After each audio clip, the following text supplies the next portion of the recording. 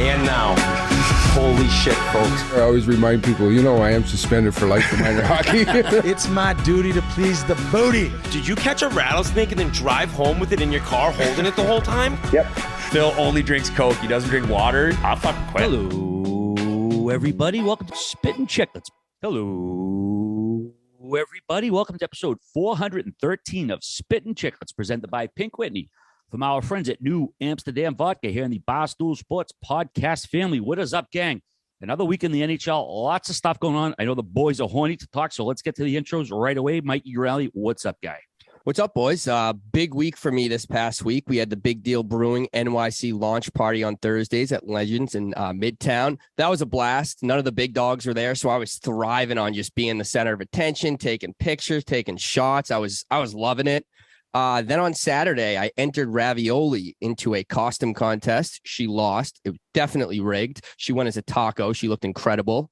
Then went to a costume party myself that night, and me and my girlfriend both dressed as Ben Franklin. Best costumes at the party. And so great weekend for myself. You both did the same character? Yes, we did. We both looked awesome as well. Was there thought about like you being Thomas Jefferson and her being Ben Franklin, or was it like, let's just... She looked too good as Benjamin Franklin, but I wanted to tell everyone I was Benjamin Franklin so I could just walk around with like $100 bill and use that as my ID for the night. But yeah, so it was a tough one. So it was like a whole planned shtick. I get it. Oh yeah. I respect that. Biz, we know you had some activities. We'll get to it in a little bit, but any Halloween activities this week, Biz, outside of the I'm not a big Halloween guy. Like I got the tattoo, man, and that's good enough. That's your day. It's your day. This is the one day you just get to walk around. Shoving it in people's face. I leave Pink Whitney nips out by the door for the kids, and loaded with meth because people like to waste their meth on kids on Halloween. Yeah. What did you just say? Pardon? No, like all the drug ones, like, there's got rainbow fentanyl, all this stuff. Like drug dealers don't give away expensive drugs to little kids. They give it away to like adults who are going to get hooked. Little kids can't afford the like how did Halloween and trick or treating turn into this fucking drug lesson? Because every year they give you these phony warnings. When I was a kid, it used to be don't bite into an apple. There'll be a razor blade in it. Like all these crazy things that never actually transpire. I think they stem from some sort of truth, and this is a little bit like warning people of the shark. It's like they're out there telling kids not to take candy that's out of a wrapper from people because there's fentanyl that looks. By the way, we're now mentioning the word fentanyl. This started with a nice little Halloween beginning of the show. I got kids today. All right, I would say stay away, all kids, from candy that isn't wrapped. Fair enough to warn 100%, people. 100%. What I'm saying is the warnings they give handing out fucking weed brownies, homemade weed. The warnings like, they tend to... honey, you gave them no. The THC ones in the back. Exactly. Yeah. People spend a lot of money on the edibles. They don't confuse them with 5-nickel Twizzlers or whatever. Like it's just something that comes out of paranoia. It didn't actually happen, and then they get people all scared about it. So there's probably a lot of young kids. Like the apple thing does not happen anymore. Nobody's giving out apples because I know back in the day when you did that, they usually were coming back at the house. And if you get an apple now, you might as well go arrest the guy. Something's wrong. Like, that's pre-crime shit if you're handing out apples. The only time I ever seen it was Halloween 2, the movie. Like literally never happened. But yeah, weird way to segue. When you were a kid, what percentage of people were giving out fruits as Halloween? 0. I think that stems from the 50s. Oh, you're talking to RA, so in the 50s? I was asking RA, not you dummy. Age 50s or 1950s? Holy shit. No, we didn't get some people would give you like nickels and pennies, the real tight wads, and some people give you raisins, but no, it was generally candy. Just change straight up like a penny? Yeah. Well, you didn't go back to them. It'd be like 15 cents. I mean, we are going back to late 70s, early 80s. But I mean, then you get older, you want the eggs. The stores would stop selling eggs because they know you were going to egg houses and shaving cream, and it was fun for that era. And then you stop, and then you go to college and do some more costumes. I haven't dressed up in ages, though. It's been for a long time. And I feel like this is your kind of thing. Like we've seen the De Niro taxi cab picture a bunch. Yeah. What is this? Year 6 of this podcast? So I've seen that 6 times. Pretty standard around the time. Yeah. Probably 7 Halloweens at this stage, but it was a good one. It won some prizes. He's got it on like is it Hootsuite, where it's like program tweets? Hootsuite. Oh my God, that's right. Hootsuite might have been around before Twitter. No, seriously. Oh my God. So a couple of my buddies helped create it from Vancouver. Really? I think it might even be a Vancouver-based company. Yeah. Do they have bank from that? I think they've done very well. They like buy businesses now too on the side that like obviously there's a lot of baby boomers retiring. So acquiring businesses that are extremely profitable and in some cases at very good valuation. So like, yeah, these guys are they're a step ahead. They're 10 steps ahead, man. He's like, you're the dumbest guy in the room when you're having a conversation. Well, some kids were trick-or-treating. They were out back writing code. These kids, right? Well, they flipped their hand at Halloween. Yeah. They were fucking signing up for credit cards when they were, 12 years old. They scoff at a Batman costume at age 11. Well, the wit dog, Ryan Whitney, Halloween is still in effect for you. You got the 2 little ones you're going out tonight. They're handing out Benjamin Franklin's for Halloween. We're handing out. Actually, so we went around, and nowadays in the neighborhood, people do you boo someone. It's almost like a ding dong ditch, but around Halloween time, you'll drop off some candy or whatever to friends in the neighborhood, and you boo them. But I changed it up this year with Big Deal Brewing now in effect, along with all the Pink Whitney I have lying around the house. We boozed them. So I think we went to 7 or 8 houses in the neighborhood, 2 Big Deal Brewing cans, a mick of Pink Whitney, and a little candy on top. Ryder, bring the doorbell and sprint back to me, buddy. So we didn't actually get seen by anyone, but they must know it's me based on the alcohol that's in the bag. Tonight's going to be a blast. It's my father's birthday. Shout out Dan Whitney. He's turning 65 years old today. Halloween, baby. So it's 2:30 right now. We'll probably be done in 2 hours, and that'll be just time for him to come over, and we'll take the kids out. It should be a blast. If somebody were to give my son Wyatt raisins, he'd chew them up. He'd spit them right back in their face. I know that to be a fact. That's a disgusting gift. The fact that raisins were brought up as giving to people on Halloween. I'd rather you just slap me in the face. Our neighborhood's phenomenal. Our neighborhood. What do you make a candy corn? You big candy corn guy? So I don't take candy corn as a sign of disrespect by any means, but I'm not a fan. I've never enjoyed the taste of them. I don't know what it is. Maybe I can have a couple, but if you're having more than like 10 to 11 candy corn, I think you might as well be handing out raisins. It's pretty sick to me. I could go through a whole bag of candy corn. Yeah, exactly. There you go. Perfect. Just proved my point. This neighborhood's awesome too. So it's going to be packed with kids tonight. I've mentioned every Halloween, we give out the big bars. It's a move I said when I signed my first pro deal. I'm going to always hand out the big bars now. I'm not going to be those people that live in the $2 million homes and give away the little packs of M&Ms. Like fucking your house is enough to afford the big dogs. So I hand out the big dogs. But once those are gone, then you're getting stuck with the little pigeon candies. But I mean, stuck with 20s. And I would love to maybe run into some people from the neighborhood I recognize, and I can chuck them some more booze. Because if you're walking your kids around, it's often nice to have a drink in hand. Wyatt will be in charge of putting raisins and apples based on what we've seen. So Ryder's a pirate. The costume, I said, honey, it is the most flamboyantly gay looking pirate costume you could ever. The pants are like leather. I go, what is this? She goes, it's a little flamboyant. I didn't realize that. I said, you might as well just say you're setting sail from P-Town, and it'll be a great night though, because he's wandering around. He's got the Johnny Depp look, and Wyatt's a parrot. So Wyatt just has a red hoodie on with all colorful feathers that my wife painted onto the back and the top, and there's eyeballs and a big nose. So he'll be following around, and he's the savage. So it should be a great night. I can't wait. Having kids at this time of year is the best. Did you pick their costumes, or did they pick their own costumes? Ryder wanted to be a pirate because of this movie, The Sea Beast, on Netflix lately. Like a pirate's out there like fighting these sea monsters. So you kind of wanted to be a pirate. Yeah. I don't think he planned on being a pirate that would be maybe at a Broadway show his dad would fall asleep at, but nonetheless, he's a pirate. Hey, since we're on the topic, and I mean, it is a Halloween pod, some of the best costumes you guys saw from around the league. I thought that the Rangers going as Rangers was sick. REAVO that was unbelievable. Do you guys see McAvoy? McAvoy went as Hagrid, and it was incredible. So I saw people blowing up McAvoy, but I didn't know that movie. I don't know what from Harry Potter. Okay, I've never seen that. Oh wow, never seen that. Can you send me the picture while we're on right now? It's good. I liked Paul Yarvi had a funny one with the fish. He was the girl with the braces. There was a ton of Tommy Lee and Pamela Anderson combos. A lot of those I saw around the league. The Bruins always seem to have good ones. I think Clifford was a giant Shrek with a crazy big. That was amazing. Didn't even look like a human. He was Shrek. Swayman was Donkey, and Omak was Princess Fiona. Like, fucking hilarious if you caught that pitch. And I think there was a Jeffrey Dahmer in the background, so they better keep an eye on that fucking guy. Whoever it was. G, like, do you have any other ones off the top of your head? Because you're usually all over the Instagram and social media stuff. Brady Kachuk was Elf, and it was incredible. I miss not dressing up, man. Because I would always bring it. Hey, we'll be done at 4:30, dude. Dress up. Yeah, the guy by himself up by the hill, looking like a total fucking creep. Handing out raisins. Fake. I'll put fake razor blades out there, but.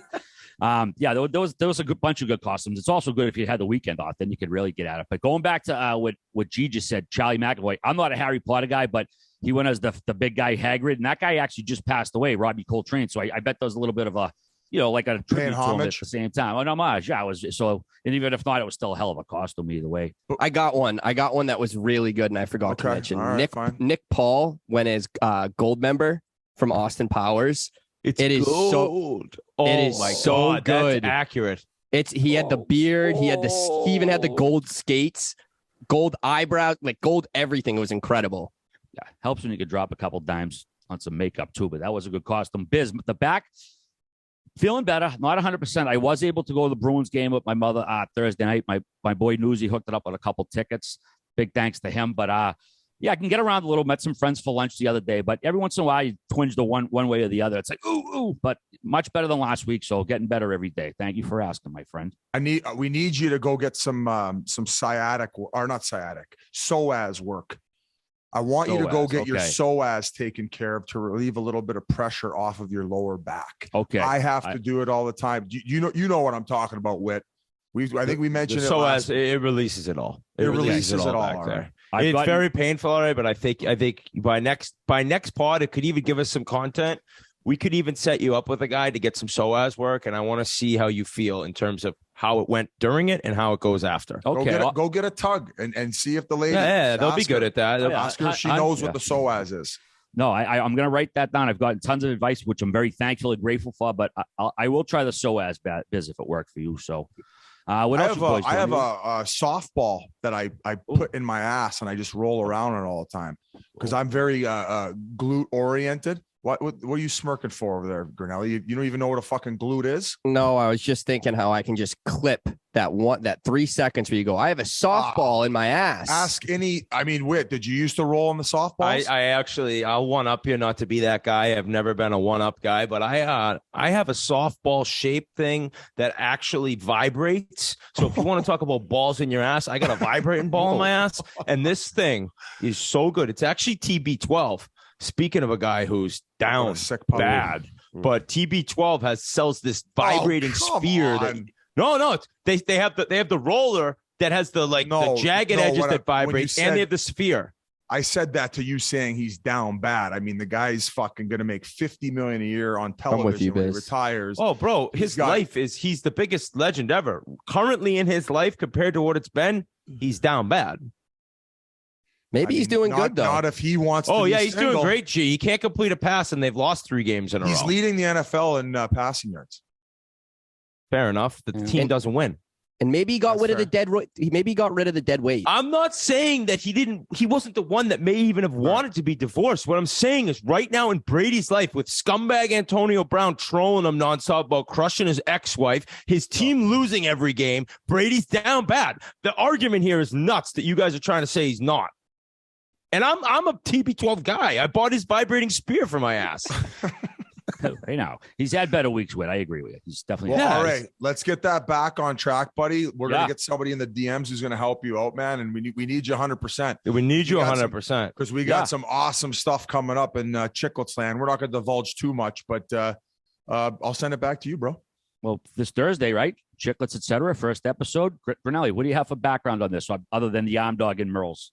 Chiclets, etc. Episode 1 drops Thursday afternoon this week. Murley, Colby, potentially more. It's going to be an awesome episode. You can find it on the audio streaming platforms for Spittin Chiclets, and it will also be on our YouTube channel as well. Somebody's like, oh, could you guys think of a better name? I fucking love the name. Shut the fuck up.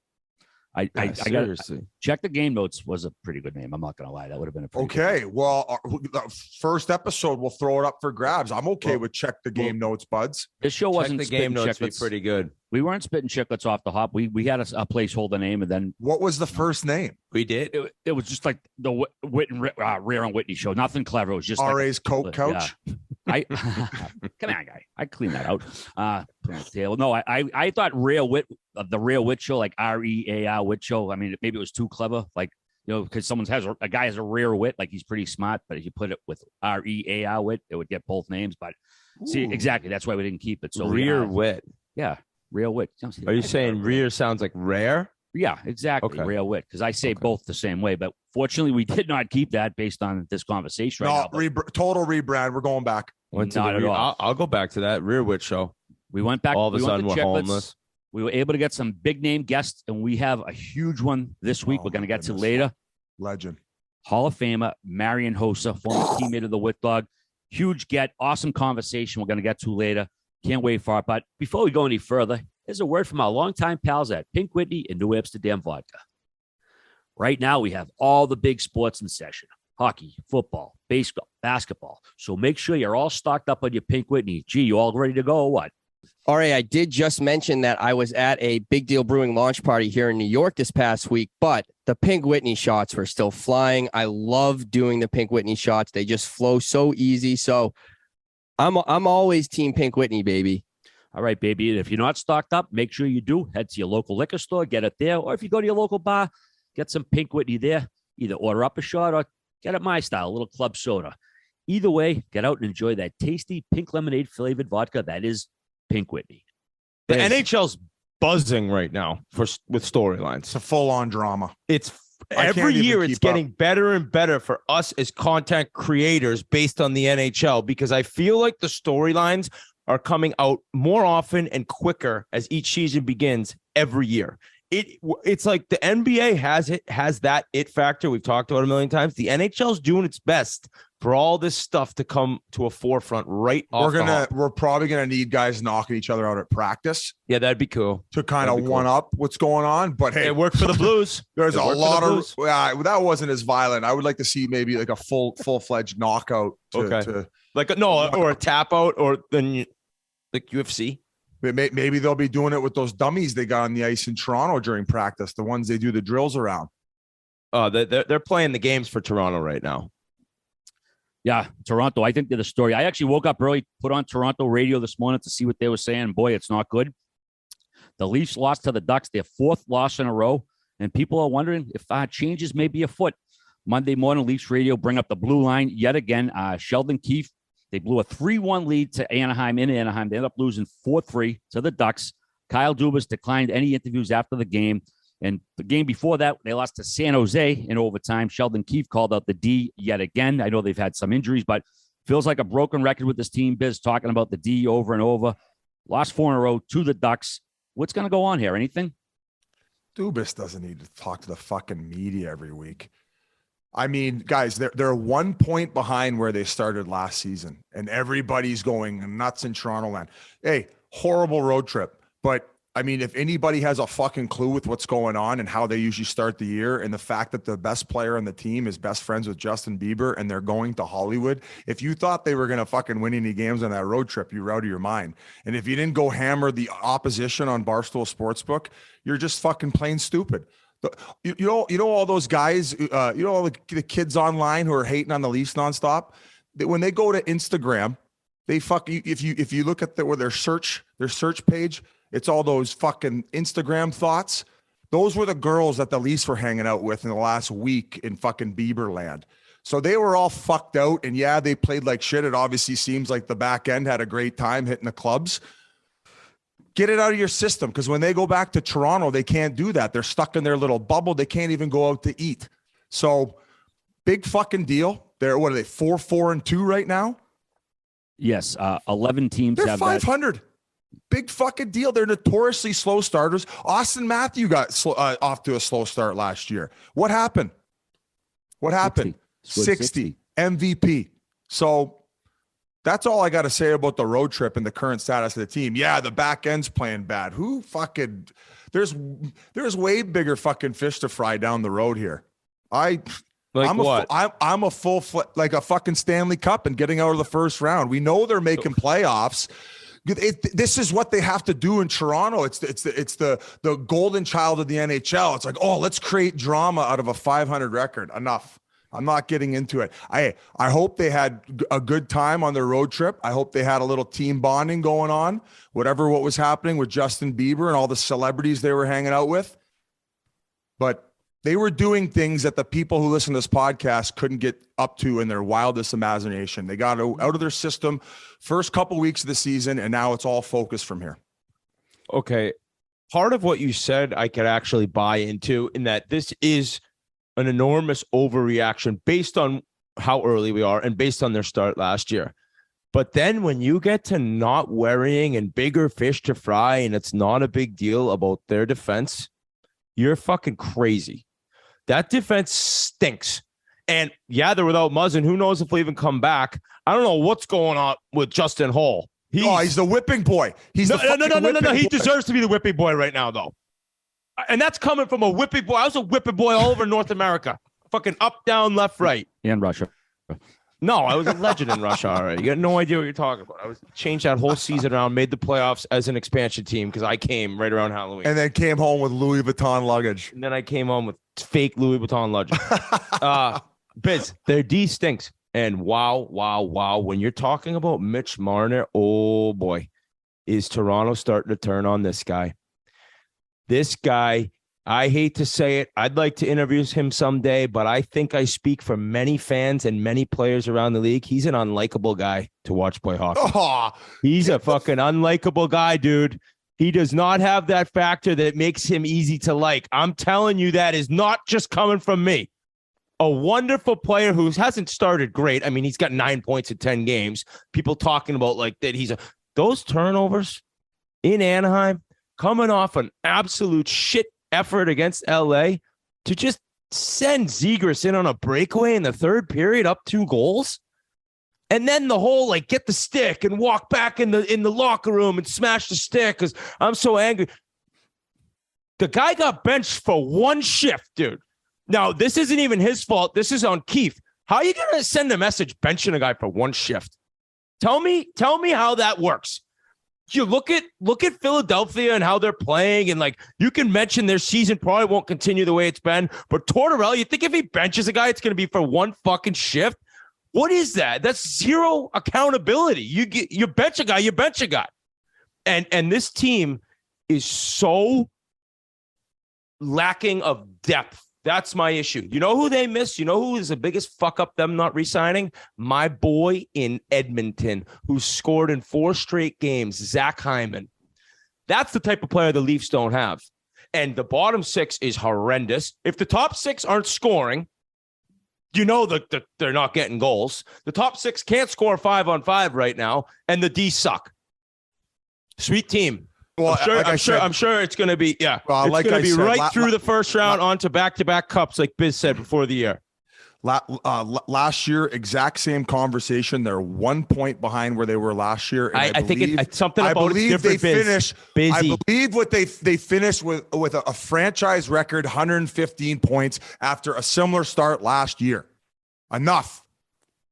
Now, if you don't think something seems a little different, listen, I think you're fooling yourself. One thing that I will agree with is most people's public opinion. I'm going to throw it over to you for what's been going on in the media, RA. I'll let you kind of bring everybody up to speed. There's been some rumblings. First off, what I love that I'm so mad I'm going to go off camera and snap. I mean, snap on camera. Let people show how mad you are. And I feel bad saying what I said. He probably went to the back of to the locker room to tape a stick, and everybody's overreacting, making up a story about him going to smash shit.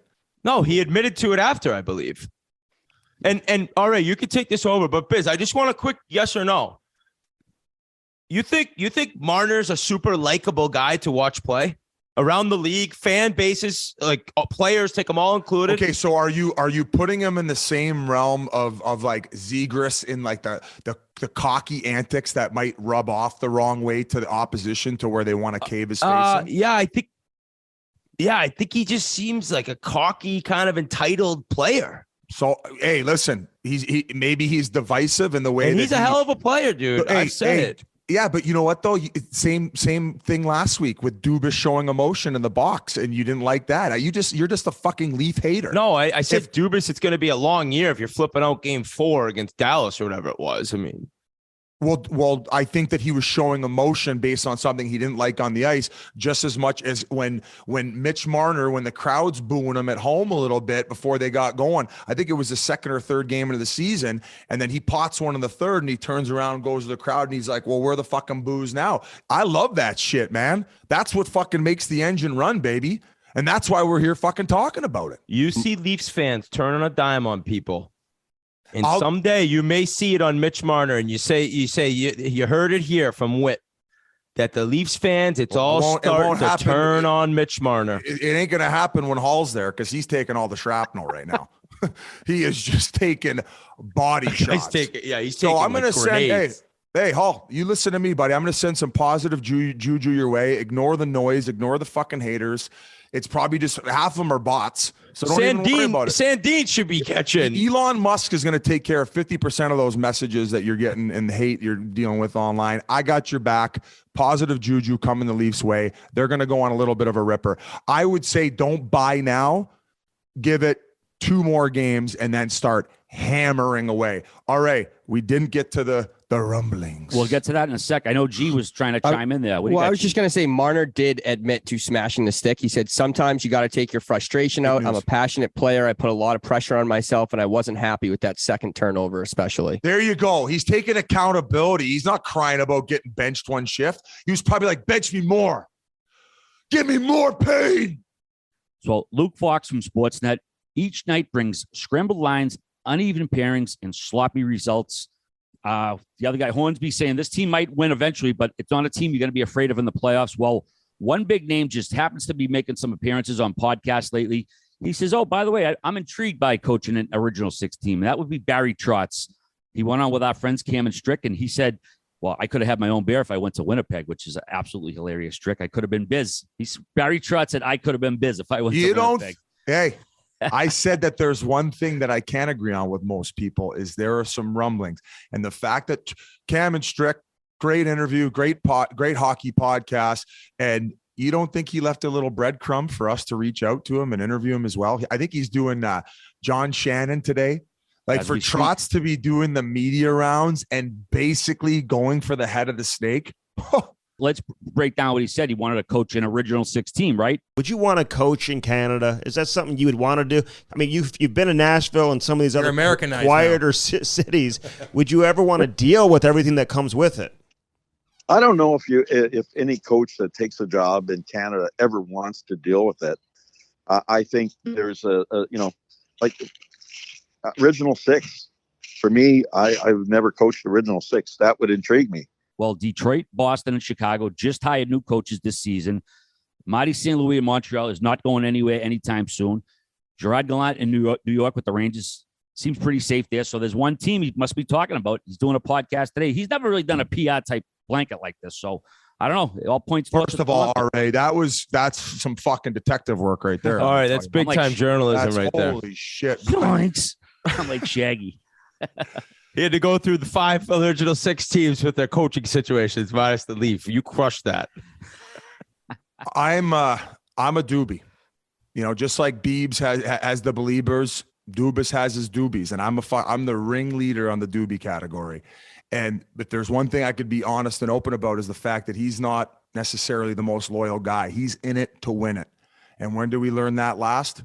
When he threatened the life of the Chicago GM, the new guy. When he let it leak that he was going after Marc-Andre Fleury last year before playoffs and essentially going behind Jack Campbell's back and try to solidify the goaltending.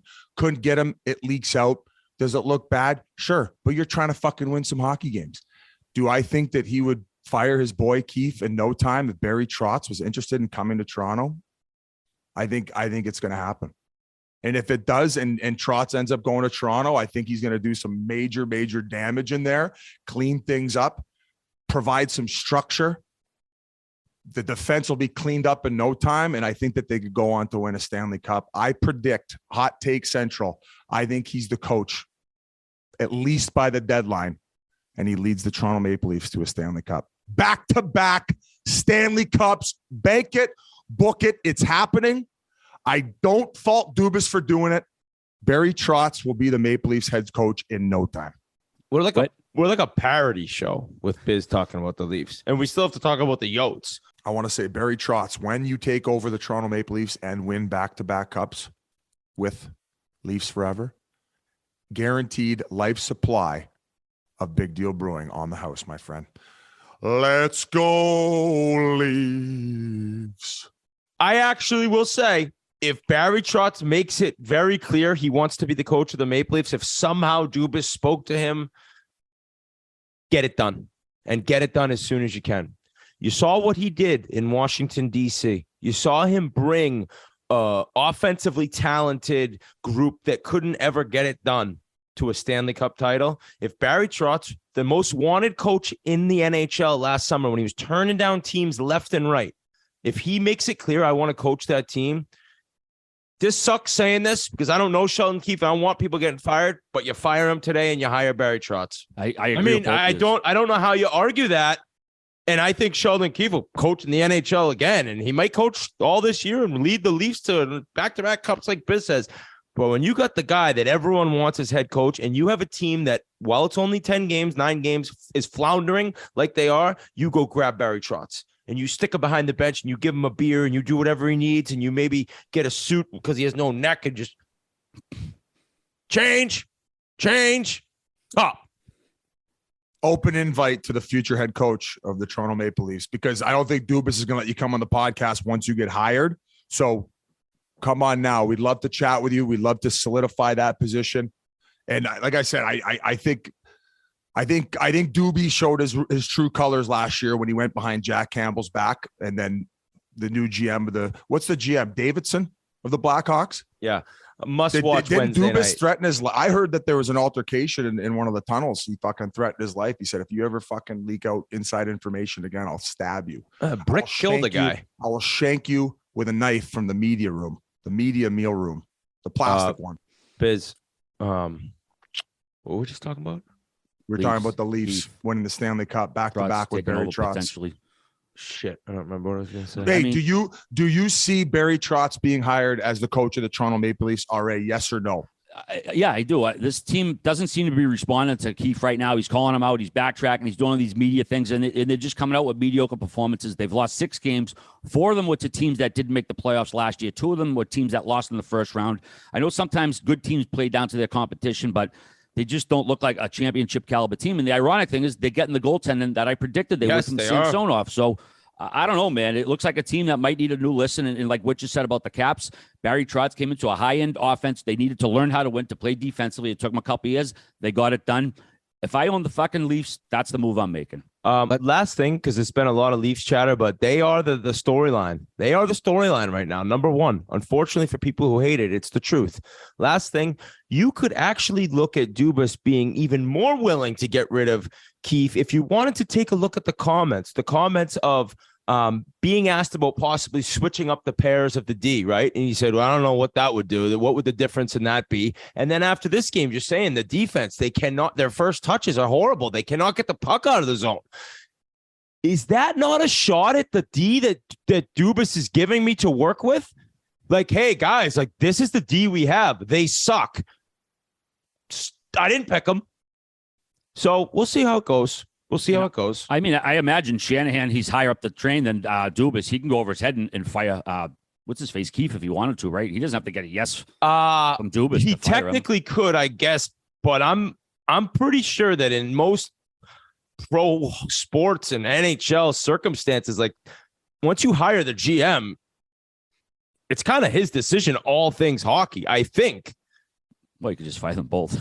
Yeah. Oh, you can fire them both. There you go. And let's not forget, Sheldon Keefe tried to eye gouge Merles in the minors. So I am not team Sheldon Keefe here. I am team Merles Trotz. doesn't forget. Merles does not forget. All right, guys, before we go any further, we need to talk about a new sponsor of ours, and that is Ridge Wallet. Ridge Wallet is an ultra slim, minimalist wallet. It holds up to 12 cards plus room for cash. There's over 30 colors and styles, including carbon fiber and burnt titanium. It's made with RFID blocking technology that protects you from digital pickpocketers. They also have a new key case to help organize your keys. It secures anywhere from 2 to 6 keys. It organizes your keys in a compact silhouette and fold out for easy access. There are 6 colors and styles, including carbon fiber and burnt titanium. Go to ridge.com and use the code Chiclets for 10% off your order. That's ridge.com and use the code Chiclets for 10% off. All right, well, that's Toronto. We're going to go Southwest for the real Southwest. Biz, you saw some history this weekend. The Coyotes had a historic home opener versus Winnipeg at Arizona State University. They gave out mullets to every person who came, which is a great idea, brilliant idea. Saw a lot of Biz jerseys there. Shane and Josh Stone dropped the first puck. Christian Fisher got the first 2 goals. Unfortunately, the Jets come back to tie it. Blake Wheeler won it in OT. But Biz, what was the experience like? It looked like an awesome time on TV. Everybody who went said it was a ball. We want boots on the ground take. I had a full-on Coyotes weekend. I got to enjoy the experience as a fan. So the ESPN crew had the broadcast. I actually went to watch practice on Thursday and ran into Bush because he was doing the color on it. So it was great to see him. And I didn't see Bush, but I saw he had the mullet on during the broadcast. But there was a lot of negativity online towards it. There was a lot of positivity and optimism from the Coyote side about it. I went into it with an open mind and I had a fucking blast. I loved the experience. It was rowdy in there. On the first goal, they didn't have the goal horn, didn't even fucking need it. They had chants going on throughout the whole game. And then I got to experience it on Sunday as a broadcaster. And I'm so happy I ended up coming back on board with the Coyotes. Like, going down to Glendale, it's a longer drive. You know, maybe sometimes the atmosphere wasn't that good because you'd have this huge arena with not that many fans, so it would seem dead. Sunday, it was against the Rangers. And then I see the chirps coming in online about it was 50% Rangers fans. I don't give a fuck. It's a unique NHL experience. They had Howler with the drum going, and it was let's go, or let's go Coyotes, and then the Rangers fans would come in with their chant, and they were going back and forth. I thought it was cool. It's different. It was enjoyable. Not a bad seat in the house. Incredible atmosphere, and everybody in this short window of time that this is going to happen should come experience it. And none of you Fugazis fans came up and said anything negative to my face. So once again, going back to they must be all bots hired by Dolan to come after me, because I've never got one negative comment from one of you fuckers in person. It's accounts Avery makes at night when he can't sleep after Rangers losses. And then they got hosed in the third period. Did you see the fucking call they gave that Dylan Guenther kid? They gave the Coyotes one power play that whole game. They were getting away with tons of liberties. The way the game was being called, so I didn't care. He fucking taps the guy's hand. Didn't even do anything. The guy was already falling down. Free power play, game over. There's way more egregious shit going on out there than that little love tap. Way more. So Dylan Guenther, who's been playing awesome for him, got hosed on that one, who I think might stick around for the rest of the year. Yeah, it looks like, I mean, why not? Biz, I don't want to be negative guy. I don't want to be that guy. And everything you said, that is cool. We actually filled up on my phone. Coyotes love tank this weekend. No, Biz, you just said you got to get down in the short amount of time this is happening. It's 3 fucking seasons, bud. At least. And I got to be a realist, because I understand everyone who goes to one of these games is going to love it.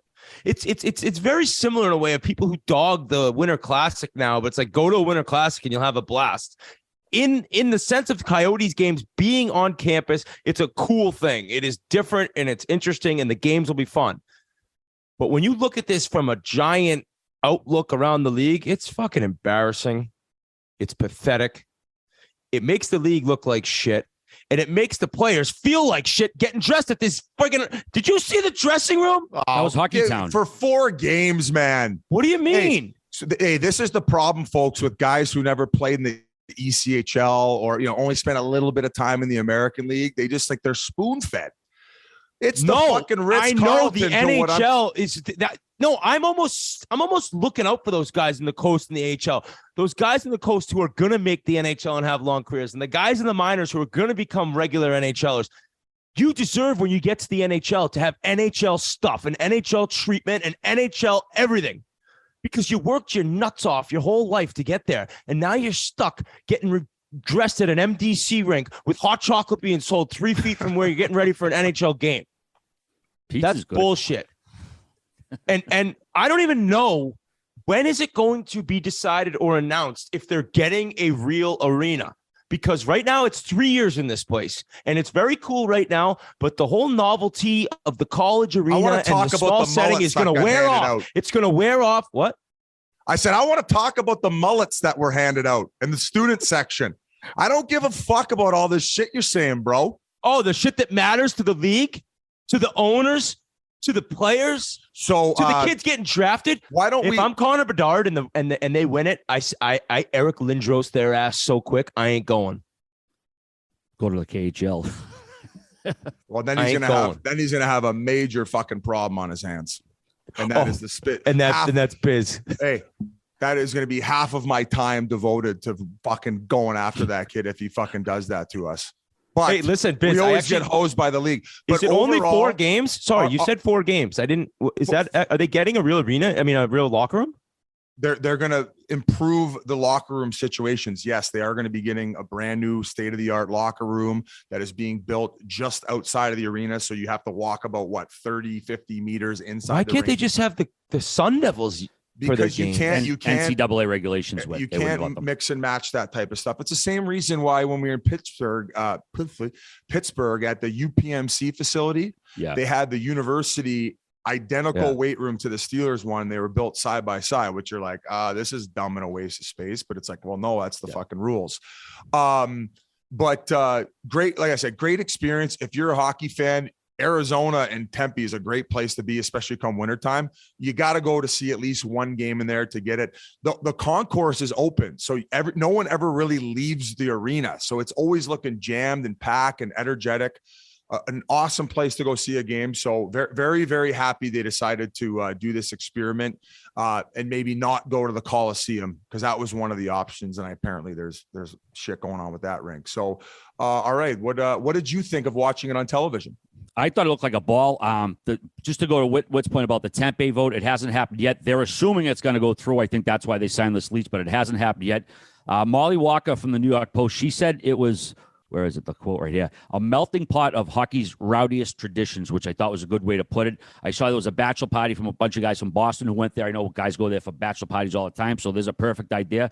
Hey, listen, I hope we have a Chiclets road trip there this year so I can take part and do all the festivities, wear a mullet, do all that shit. So cool. I have a box for 12 games. I think 6 or 7 of the games are games I'm working.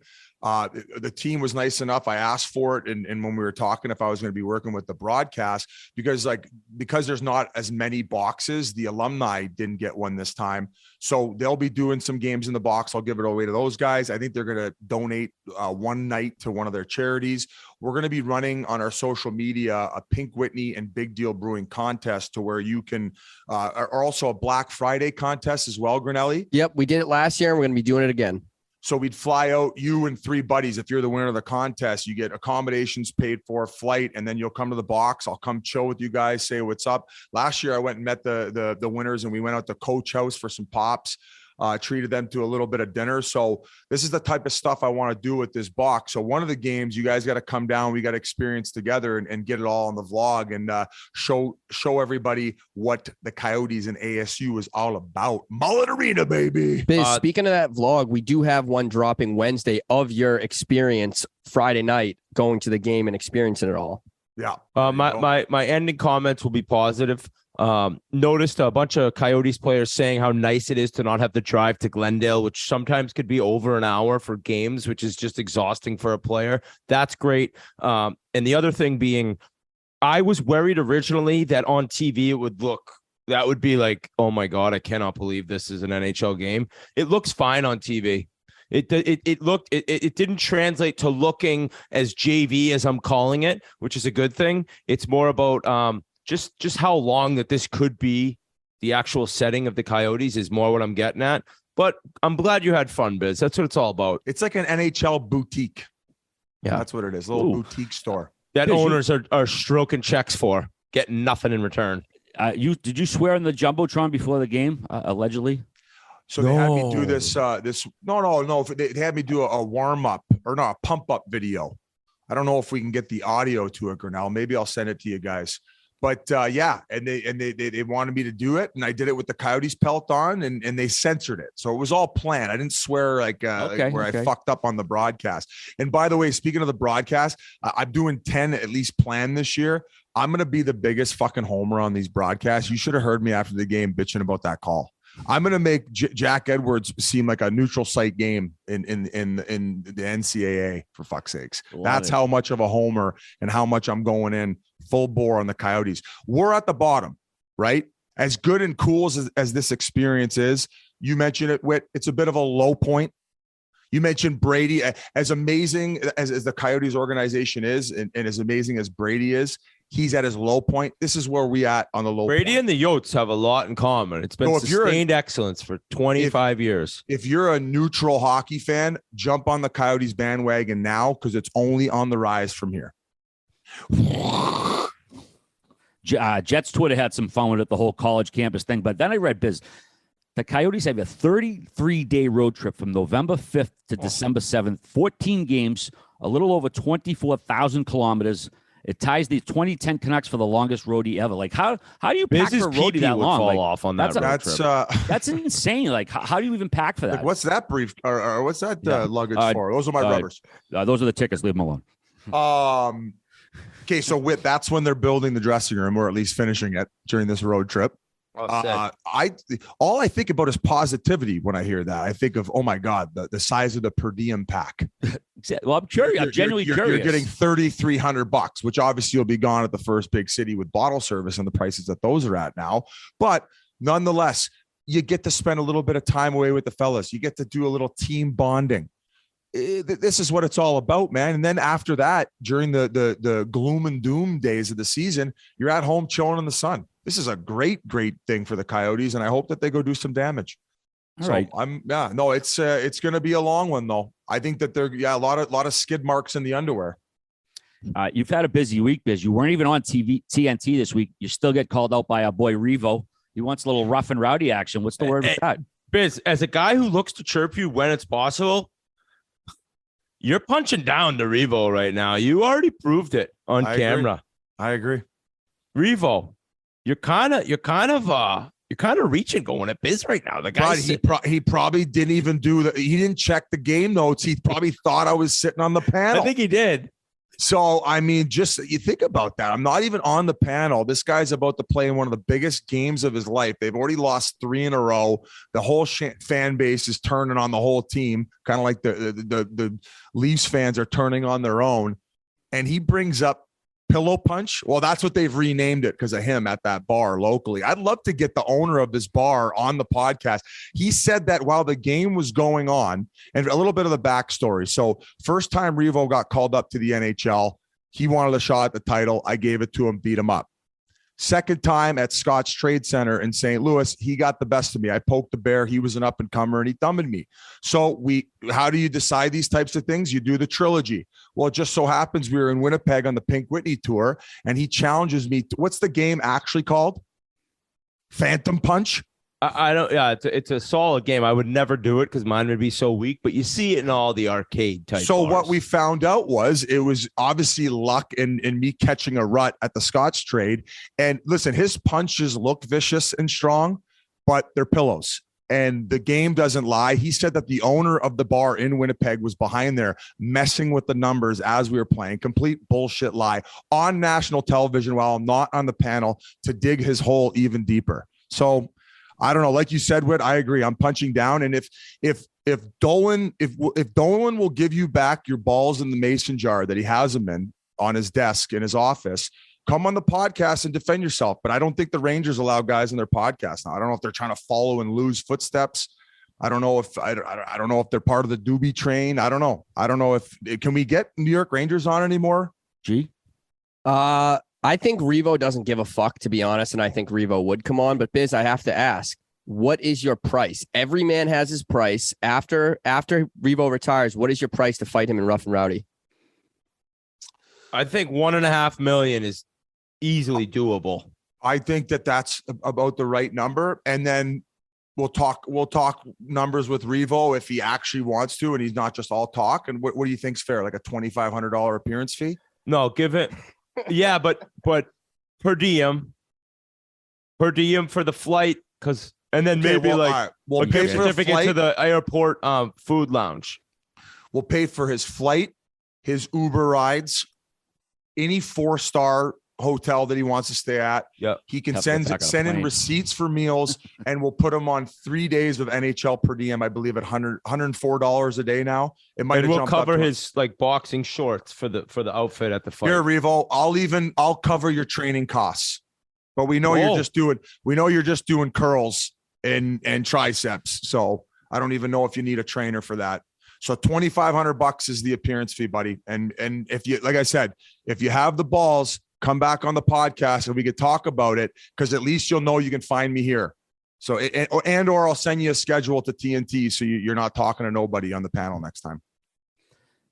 Biz, who would you pay for like a PPV out of celebrities to see fight? Like, what's the most you would pay for a celebrity fight at Rough and Rowdy? 500, 200, 1,000, depending on who it was. To pay to watch it? Yeah, and you can make up the competitors. Like two shared celebrities you'd love to see have a slap fight, or maybe one of them secretly tough.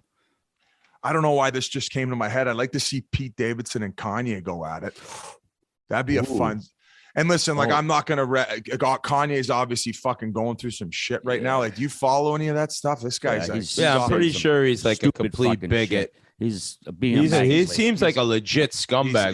He's a real bad person. Shit, you don't blame him on mental illness. Half my family's bipolar and they never said that shit. So that's bullshit. He's lost his mind, man. It's fucking sad. But I'd like to see that scrap. I don't know if you heard Charlemagne's comments about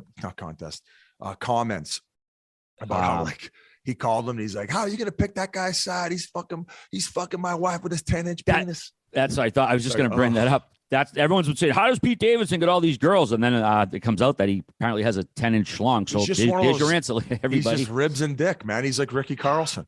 I mean, even if it's not true, there's no better room you could have out there, right? All right. Revo, I love you, buddy. Ribs and dick is a sick way to go through life, I'd imagine. You're not worried about being fat. Well, although Rick Carlson's skinny fat as shit. Revo, stop using my name for clout, bro. Revo's going to dummy you. Pasha, if you're listening right now, you can light the candle, turn on the Michael Bolton in the NHL Network on mute. The Devils have won 6 out of 7 after the opening night. Bluebirds are now in first place in the Metro with 12 points, making Biz eat his words. Pasha's Devils shut out the champs Friday night, 1-0, and they blew out Columbus 7-1 on Sunday for a 6-3-0 record. Jesper Bratt, in his 7th year with the Devils, has 4, 5, 11, 15 points. He's 4th in points. They got 5 forwards with at least 3 goals already. He shall lighten it up. Mercer, Jack Hughes, Andre Palat got 3 goals. Dougie Hamilton, 7 points. Goalie's getting it done. Biz, what do you got to say to this? You were talking smack and they're in first place right now. My fucking eardrums. I had Pasha in town. Jesper Bratt. Jesper Bratt. Jesper Bratt. He's been saying his name for 4 years since I've met Pasha. Hey, what do you want for an appetizer? Jesper Bratt. It's a sushi place, dude. Jesper Bratt. 10 a.m. this morning. You better put some fucking respect on Jesper Bratt's name when you record today. That's what he texted me today at 10 a.m. He mentioned it every time I saw him because we didn't mention his name in the previews. The reason I didn't mention his name in the previews is because I didn't know if he was going to be around past this year because he's been offered 2 8-year deals and he's swatting them away. Probably because he's fucking bored of playing in that building. So yes, he's off to an incredible start, and so is the team. I'm not going to pump their tires until they take out a full-page ad in their, I don't even know what newspaper is the main newspaper in New Jersey, but the fan base should get a GoFundMe, and they should do a public apology either online or in the newspaper to Lindy Ruff. Because all I keep seeing is these people send me these analytics sheets. I think every single one of their fan is sent emails by the team about the team analytics and where they're just crushing every fucking team. Well, here's a stat for you. They've beat 1 team over 500, maybe 2. So that's, not taking anything away from their start. And actually, before I start ragging on them, I want to go back to the beginning of their last game, Ken Danico. Uh-oh. Oh, my God. Oh, no. Oh, no. What is this? Oh, my goodness. This is unexpected and unannounced. Oh, gee. Hey, Revo. How the hell you doing, pal? Ever. Man, I just history. heard you run your mouth. I just wanted to hear what you were saying because I'm on the road, and I always want to hear what Biz has to say. He's got rabbit ears, Biz. I didn't think that the Rangers were allowed to come on the Spittin Chiclets podcast anymore. Why is that? Because I was saying everything that I thought was true during the season last year, that you guys were fugazis. And then you got lucky to get past the Pittsburgh Penguins. And then, you guys went on this bit of a miracle run, but then you guys are struggling this year, 3 losses in a row. And then you're playing the New York Islanders. And then you come at me on TNT when I'm not even working. You've been running your mouth everywhere. You're running your mouth today. I'm not even here to defend myself. Reavo, I told him. I told him that. Biz, fake story about the owner. Here's the thing, Biz. You punched a piece of plastic in a bar, okay? You want to step in the middle of the ring with me, that's fine. But you want to keep punching plastic and living your glory days from 3 months ago in the summer, that's fine. Revo, listen, I caught a rut at the Scotch trade, and then you did the belt sign. You caught a rut. The only rut was my right fist. That's the only thing you caught. You did the belt sign. 2 right fists, and then the belt. You know why I know that that I caught a rut is because in the penalty box you apologized for doing the heavyweight belt to rev the crowd up even more. Do you know how many people? The only reason I apologize because I know you're a good guy and I didn't want to disrespect you like that. Not because you caught a rut. I didn't apologize for beating the shit out of you. I apologize for doing the belt. That's it. Revo, when you came to the league and then I fought you in Arizona, who won the first fight? I did. Okay, now we have a true disagreement, folks. With everybody's we got to put it online and put the full fight. Put it online. We need to get a vote. I think I won the first fight. You got lucky in the second one at Scott's trade, and then we settled it in the trilogy when you called me out. Hey, by the way, I don't know if you heard they trade Scott. There's an S on there. You can't even speak. You're so nervous. I thought it was the Scott's trade. No, it's Scotch. No, Scotch tape. Oh, Scott. Okay, my bad. But then I don't know if you heard they renamed the name at that bar in Winnipeg. What was the name called? Uppercuts? Underdogs. Yeah. Sorry, I was feeding it uppercuts. That's when I was dumbing you. But they renamed the game the Pillow Punch because of you. Oh, yeah. The Ryan Reaves Pillow Punch edition at. See, no, this is why nobody listens to any of the shit you say. You just lie. Did you say on national TV that the owner reached out to you and that he was manipulating the numbers like the Wizard of Oz behind the scenes on the new Pillow Punch? Well, first of all, I said the owner DM'd me saying that there was something shady going on. That's it. I didn't say anything about Wizard of Oz. Didn't say anything about Pillow Punch. Why don't you send me his contact and we'll get him on the podcast? You have his contact. You have his contact. You were driving around in your pink truck all summer. You're talking to him. You have his contact, or you just walk in there and you just ran the bar. Speaking of you said contracts. Speaking of contracts, we have an offer for you. Rough and Rowdy, when you're retired. What's the price? Send the paperwork right now. 3 days. Sign it. 3 days per diem packet NHL money. We will. I'll do it for free. Sign the ruins the whole thing. It's just made 1 point. Who's your agent? Who's your agent? Don King? Is your agent Don King? No. I just do that for fun. I don't need no money for that. Wow. You buy my ticket. You buy my plane ticket. Fuck it. Let's go blood sport. We'll do the glass on the fists. All right, I'll take your share. I know Wheeling, West Virginia will sign off on that. But Revo, aside from my rut at Scott's trade and me up 2-1 in the series and me maybe considering once we get the paperwork signed up for Rough and Rowdy, giving you another shot at the title. What do you, what's up with the team? Breadman looked good on his birthday. You guys got handed that win last night in AZ. That fucking call in the third period on Dylan Guenther was bullshit. Just be honest for once. You know what? I'm not supposed to be doing interviews right now. I just wanted to come and defend my honor. I can't be talking hockey with you right now. Why? What do you mean why? You know the rules. Well, you can only go on TNT and call your ass out in a mason jar. That's what's up. That's what's happening. Wow. I heard you were talking shit. I had to come in here. I got stuff to do. I ran to my car just to say what's up. Tell that scumbag lady who got tossed from the Hurricanes building last year, banging the cowbell. Tell all the scumbag fans. Tell Dolan to stop hiring all these bots to come at me online too. Because when I met all the Rangers fans at ASU. They were all asking for fucking pictures. Fugazis. You're just a popular guy, Biz. The Fugazis. REAVO, I love you guys. I gotta go. Buddy. I know. Thank you, buddy.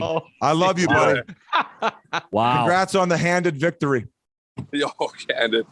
Hey, I'm gonna snatch it from you next time. That wasn't even offside in Dallas. That's what got you guys off the 4-game skid.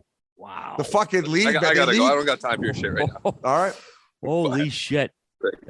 I would say that him doing it for free puts a wrench in the plans. Oh, I had to do that, Biz. I'm sorry. I had to sorry text for him. what, bro? Unreal. I had him on his heels. Unreal. I had him catch a rut just like I did at the Scotch trade, bro. You got to get in touch with this bar owner because there's a lot prior to this story. Once we talk to this guy, what if he's like, I never talked to Reaves, or what if he does admit that there was stuff in a computer system that could change the numbers of the punching game? That's the man we got to find out a lot of info from. I never felt like we were part of the WWF before till that. That was brilliant, G, bringing him in like that. That was Pearl Harbor, awesome stuff. He was like, where was he, at the practice facility? No clue. I just texted him, said Biz is running his mouth right now. You want to come on the pod? And within 30 seconds, he joined. oh my God, hilarious. He was auditioning for Chiclets there for a I minute, just trying to get watched you the to first leave. fight, Biz, in Arizona. He threw a bomb that missed. You kind of threw a bomb that missed. You both threw 2 others, but then you got on top of him. So, like, the fight was even, but if you end up on top of the guy, I guess that would give you, if you had to pick a winner, the first round. I agree. All right, guys, before we go any further, we got to talk about Game Time. The NHL is back, and if you want to see any games this season, you need Game Time. Game Time is the ticketing app that makes it easier than ever to score the best deals on tickets to sports, concerts, and shows, and they guarantee the lowest price. If you haven't given Game Time a shot yet, don't know what you're waiting for. You guys are going to love this app. We've had tons of Barstool fans using it, hitting us up on social media about the great deals that they are getting. We've been using Game Time all year, and we went to the Steelers game. You guys saw the video, you saw the clips, and it was all because of Game Time. Download the Game Time app, go to the account tab to create a login, and redeem code Chiclets for $20 off your first purchase. Terms apply. Download Game Time. Last-minute tickets, lowest price, guaranteed. All right, back to the Devils. They gave up 10 goals in their first 2 games. Since then, 5-1 with 20 goals for, just 12 goals against. I know the save percentages don't look great with, but do they maintain this pace? Are they going to compete for this top 3 spots in the division or what? I think that they're going to compete to make the playoffs. And I think last week I was laughing with Biz, and Biz goes on the rants about how their fan base and their team really does stick to the analytical numbers that show them to be one of the most dominant teams. They just can't get goaltending. And when they do, it's one of those things, everyone look out, watch out. They're going to run ravage over the league when they can get some goaltending. So they've gotten that, and it's kind of proven to be true. Now, I don't think their goaltending has been fantastic, but it's been enough for them to win. What is interesting is that Bratt is this good. I already admitted I fucked up. Maybe to Posh, I said this, that him not being mentioned in the preseason preview show was a little. I didn't think he was going to be around, though. It was a little disrespectful. He's coming off like 73 points, whatever it was. He is a game changer. But what's interesting is they've been able to turn this whole thing around without Jack Hughes popping off. It's one of those things. If you told me that the Devils were going on a 5-1 run in 6 games and be crushing teams, I'd be like, oh, I think Hughes might have 12, 13 points in that span. And he's playing solid, but he hasn't like taken off like I guessed he would have for them to be this good. So I think Hischier doesn't get enough respect, including from me. I've never thought of him as a first overall pick, but I think overall he's a very solid player that could be good at both ends of the ice. Bratt, I didn't know enough about him. He motors. His skill level's high end. He is a UFA, correct, Biz? I think he might have. I think he might be restricted, but he's been offered apparently really? 2 8-year contracts in which he said just flat out no. There were no negotiations back and forth. He straight up wants out. No, yeah, this is it.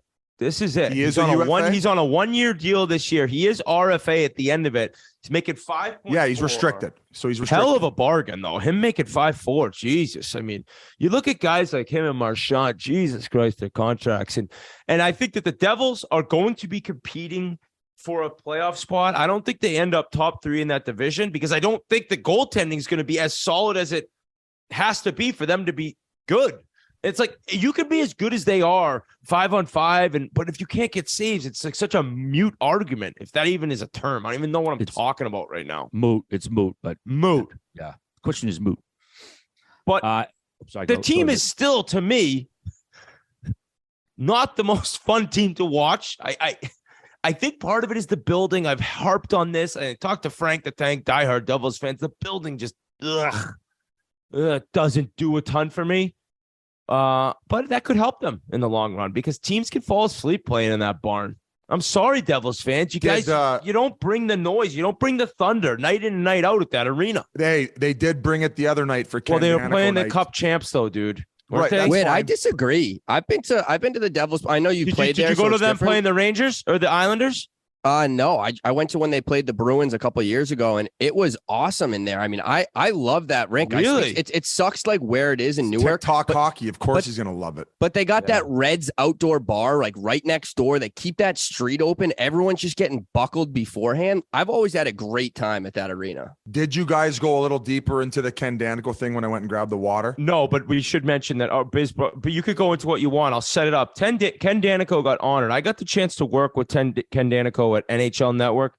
This guy is so fun to be around, and we interviewed him on Chiclets. I think people have probably heard that. If you haven't, go back and listen. An amazing career. He was honored as being part of the Devils organization now for 40 years.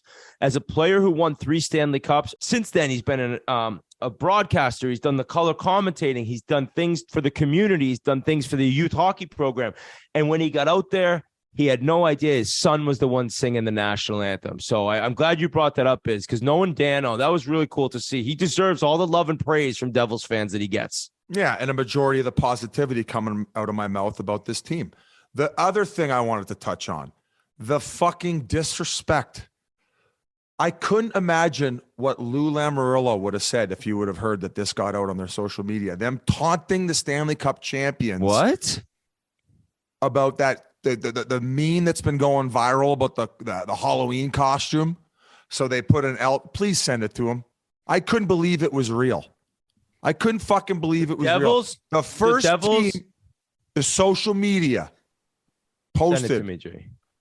Pathetic. Because they finally beat a team above 500. And more social media nonsense. I keep talking about these analytic sheets people are sending me. I never said this Siegenthaler was a bad contract. I never said that. I said it was insane to give somebody with such a small sample size a 7-year deal. Well, people are telling me him and Hamilton are the best shutdown D in the league after 10 games, and they're acting like this guy's the next fucking Scott Stevens.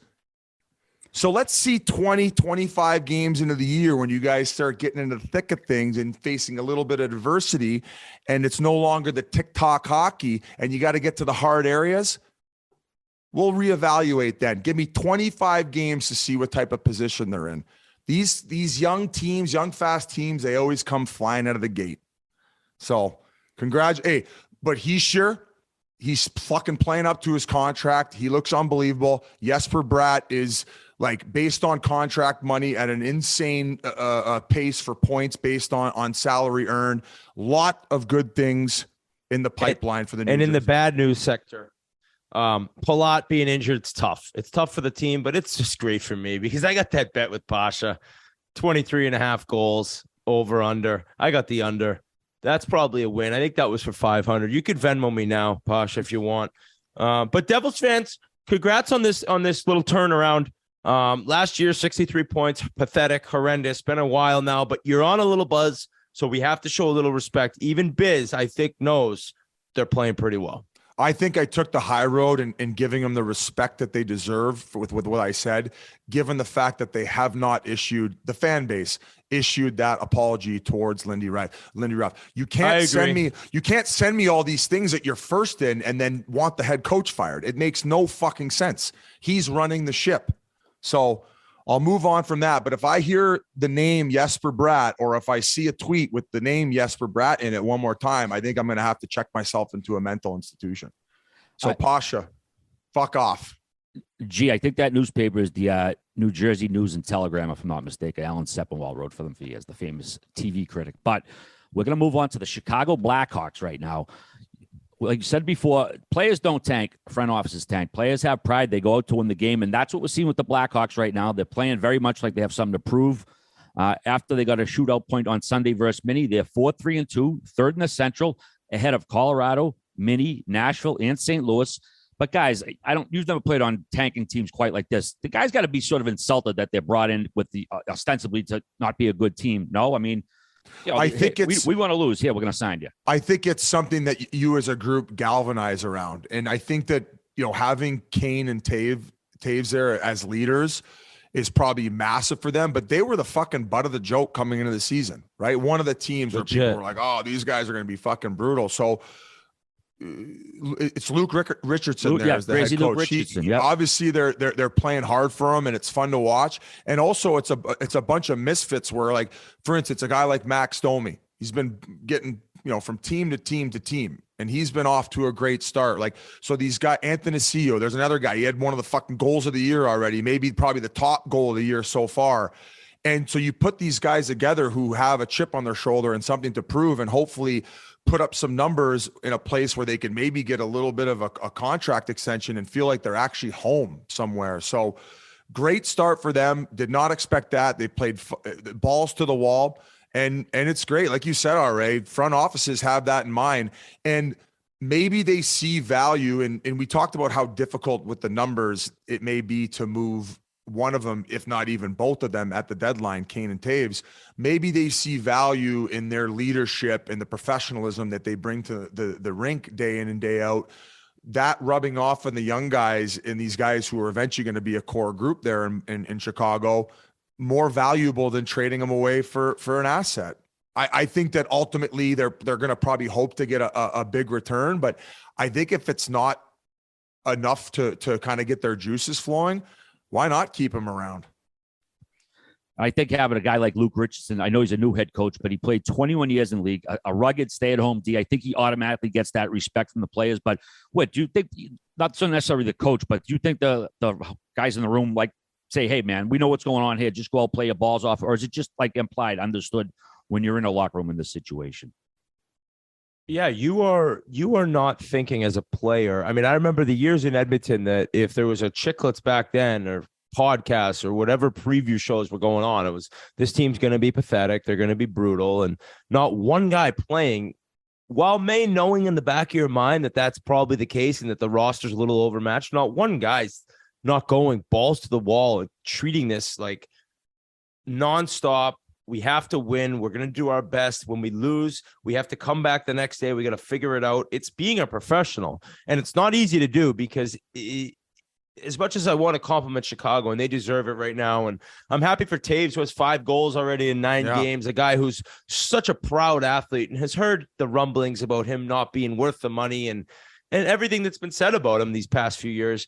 That's the type of guy that's going to show up and look to have the best possible season of his life. He doesn't care about the 3 cups. He cares about now, today, attacking each day individually. That's kind of what you have to do. And as much as I want to say it's a great thing for Chicago to start this way, it's 8 games, 9 games. By the end of the year, they're going to be one of the worst teams in the league. It's the same way we're reacting to the Maple Leafs when we're reacting to all these different teams. It's 9 games into the year. We're trying to do a show. We have to talk about these things. Chicago sucks. They're going to stink. And in terms of their core, they're really all the guys in this roster, they're not even going to be the core in the future. I'll simply say this as a guy who was on an NHL team where in three consecutive years where we made playoffs, I think that media and everybody had us painted about finishing 14th or 15th in the West.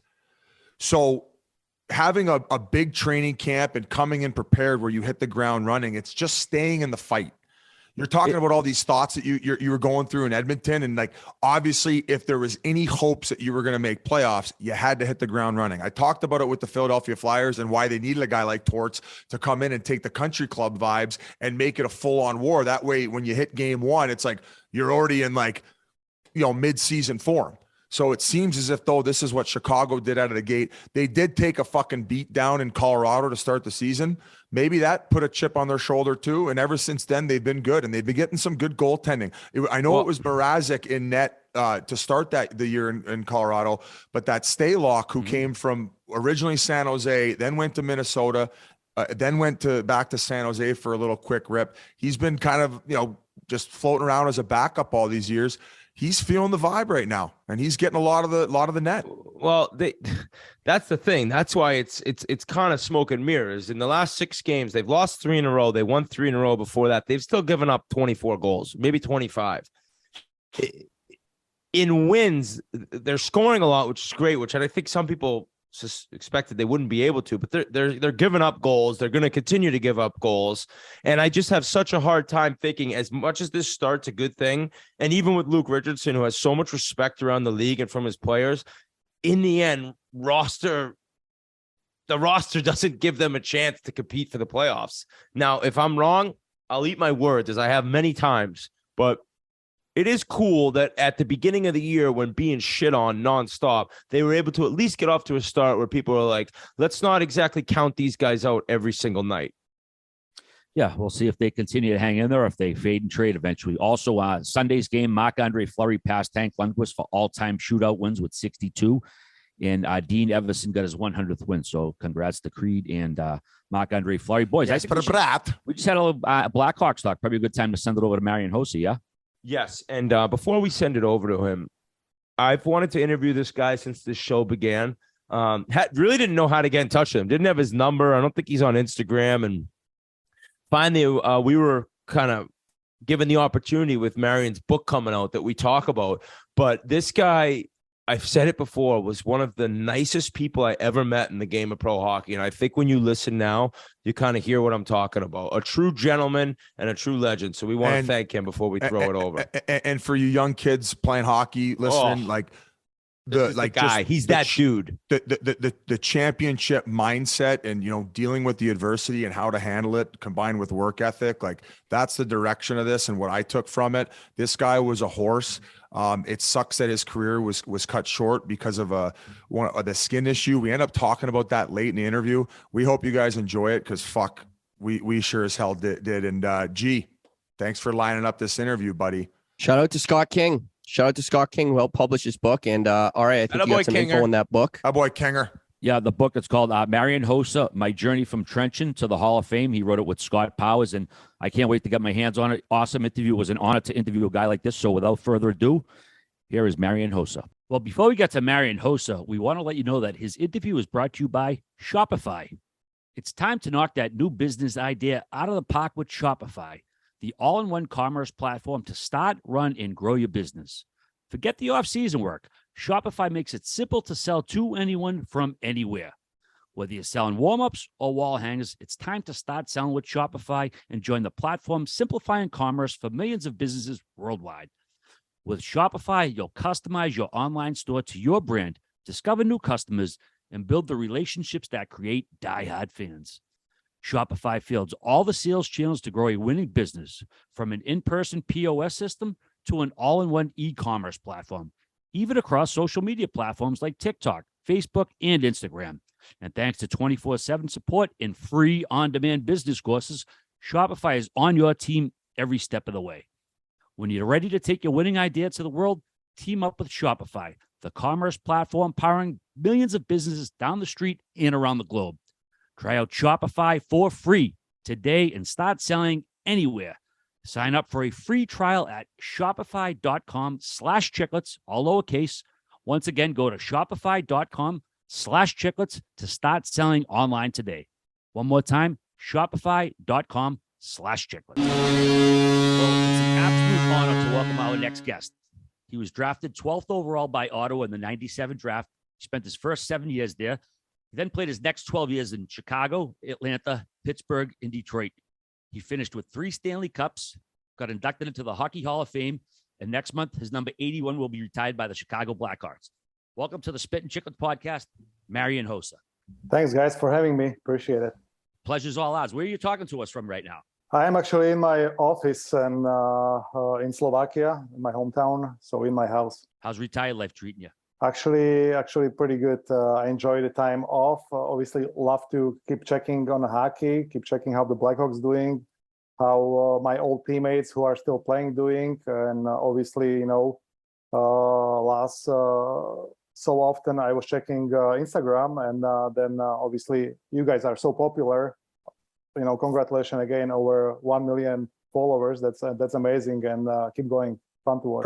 They're all bots. Fake hooker accounts. Yeah, we got Russian bots, but it's okay. You can't tell till the comments start going. Yeah, I didn't read the comments, but well, host, I mean, this is a pleasure, like RA said, for us to get to interview you, and I'm curious now. I always told everyone talking about you, this guy's a horse. This guy's a beast in ridiculous shape, and it looks kind of like you're still right there. Is the workout routine staying similar to when you played? Are you still in the gym constantly, even after retirement? Yes, I am. You're nuts. You're crazy. I just love it. I need not like every day, but I just fishing. I'll get into the boxing lessons. So I'm boxing last 2 years. I told my wife I want to do something different than when I was playing. Obviously, I like to go to gym, but after so many years, get a little bit boring. So I like to upgrade it. I like to go skiing in like Italy, in Alps, in Austria, and so on. Then during the winter, during the summer, I'll definitely love to play more golf and get in the box, kickbox, and those UFC stuff. Obviously, I didn't have any fights. Don't get me wrong. Like I had like 3 fights in NHL. Come on, in 20 years. So you guys know me. I don't fight much. But, it's fun to be in a shape and do totally different things. So that's what I wanted to do after when I retire. You think you'll do like an Ironman or something crazy like that? Probably not. Yeah, I like not Ironman. I don't think I am that type of guy. All right. I couldn't imagine doing that. Hey, we'll leave that to the other Slovak, Zdeno. He could take care of the Ironman stuff. Yeah. Oh yeah, that guy. Oh, definitely yes. Marian, going back to your younger days, the Iron Curtain was still in effect back then. So were you familiar with the NHL? Did you hear about it, like the Stastny brothers? Was that stuff on your radar, or did the government just keep it away from everybody back then? I remember I was probably below 10 years old, and there was a footage in a sports, like our sports section was like, I don't know, like 1 minute long after the news. And all of a sudden I'm sitting there and there's like from Edmonton Oilers, 80s, some footage about this guy wearing 99. And he was just like doing like circles around the pylons, and scoring hat tricks. And they were showing us like, who is that guy? Like, wow, that looks cool. So I was like, my eyes were on him. And after they start showing more, and after I got in love with this guy, and then I got in love with Mario Lemieux. And when you guys check this wall, there is like, Gretzky and Lemieux sign jerseys. So those two guys were my first idols, and I have them on the wall. They signed the jersey for me. And so since probably below 10 years old, I start finding out there is National Hockey League, and my eyes just get bigger. So prior to that, it was almost like I remember your Hall of Fame speech. You talked about you just kind of wanted to play for your national team. Like that was your entire goal until you learned about what was going on in North America, right? Yeah, definitely. My goal was playing for Dukla Trenčín men's hockey, and after, if I got lucky and pretty good, I would be lucky to play for my country. And definitely that was my 2 first goals. But after, when I saw there's like something named National Hockey League, I was like, wow, that's pretty awesome. Where does the work ethic come from? Did it just kind of snap at that point where you idolized Mario and Wayne and you wanted to be a professional hockey player in the NHL? Or was it ingrained from you from like a family standpoint? Or is it just like really the culture? I think the discipline came from my father. He was a hockey player, and he kind of saw maybe I have some talent in the early days, and he knew, if I want to make something out of me, he kind of like made my focus not on the girls, not on dance clubs, but make sure, the bar discotheques. Yeah, exactly.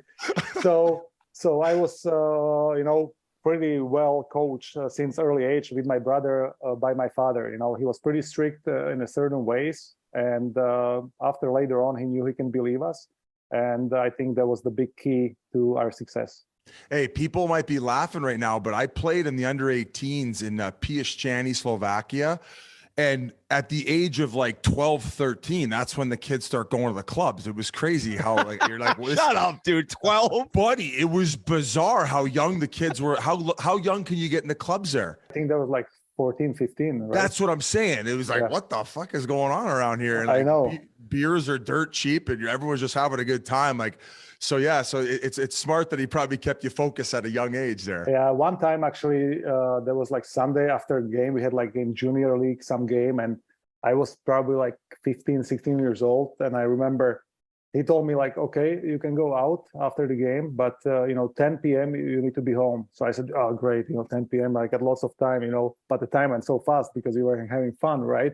And I think I had like one beer, at a young age, and I have to catch the bus, right? So I have to calculate it, make sure I'm 10 o'clock at home. So I came like 10:10. I opening up the door in our apartment, I slowly closing it. There's a dark everywhere, and all of a sudden like I close the door and I was like turn around and there's like slap, I was like bang. He's like you go to bed and we talk tomorrow. And I think that's the last time my dad slapped me, yeah, definitely it was last time. Holy shit. I remember that. So he was like great, and he's great dad, and I love him, but we talk about it and we have a good laugh about it. Hey, it's something you look back now, you're like, maybe I needed that. But Biz, I wanted to tell you I'm Rick also, James, bitch. Biz, in the Hall of Fame speech I was talking about, he thanked his dad. Host, I speak for you right now. He thanked his dad, and then he said, "But thank God we got our mom's hands," because his dad was a stay-at-home defenseman, right? Never scored any goals. Yeah. He was great blocking shots. He like really tough defenseman, but his goals weren't as high.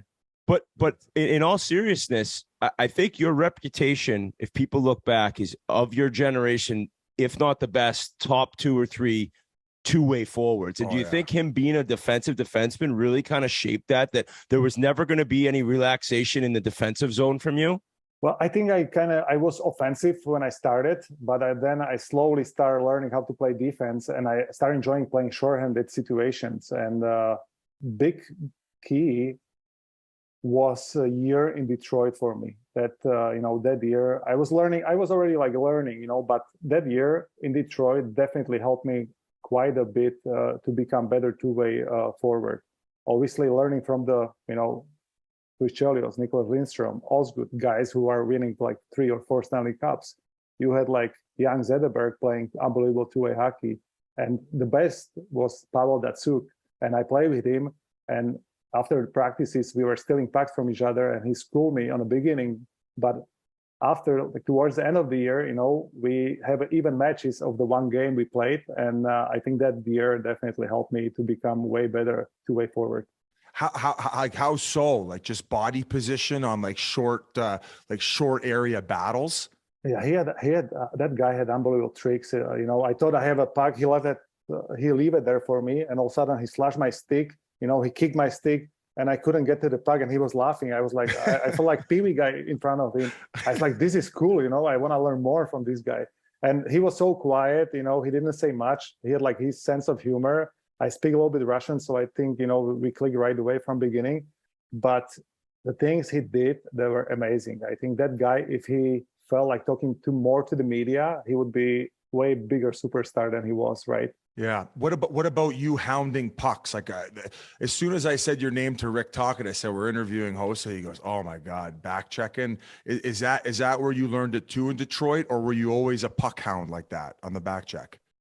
I think I love to stealing the pucks from behind. Obviously, I was in Pittsburgh just maybe 4 months, play with Witt, and I enjoyed that stealing pucks. I think when I got older, I enjoyed it even more. Come to the point where I start enjoying even more than scoring goals, because just get the top guys frustrated, when you take the pucks, make me happy. But you have to be in a really good shape, and when you get older, it's getting a little bit tougher because your body doesn't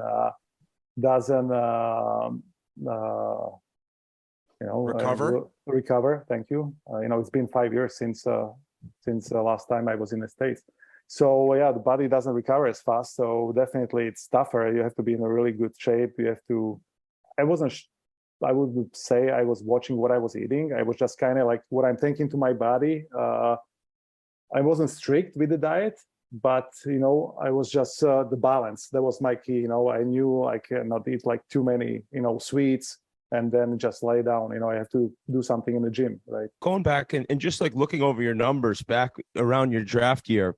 Now, this is kind of before the internet. This is before like so many things have changed now with the draft and international hockey. But you were picked 12th overall. You played unbelievable that season in the Slovakian men's league. Did you know like anything going into the draft? Like, was your agent aware of where you were going to go? And I'm guessing nowadays, like you would have gone higher, right? That was the Joe Thornton draft, but your numbers were so ridiculous the year prior, under 20, and then in the senior league that it's almost surprising you dropped to 12th, right? Tell you the truth, but I wasn't sure like what number I'm going to be drafted. And we had the unbelievable Slovakian guy, Robert Dome.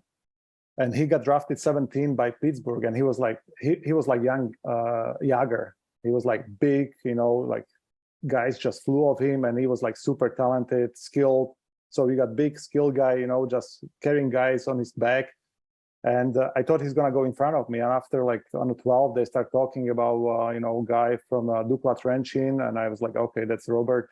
And he's like Marian Hossa. I was like, wow, that's me. So I was like really surprised. I was going 12. I was hoping going first round, but I wasn't sure how good other people were in different league because, like you said, there was no internet, so you couldn't check. You were just like sitting there, like sitting duck, and I was just like hoping they pick you. Marian, first season you came to North America, was it a huge culture shock when you got here? Just how everything's so different than your homeland? Oh yeah, definitely. There was a big change.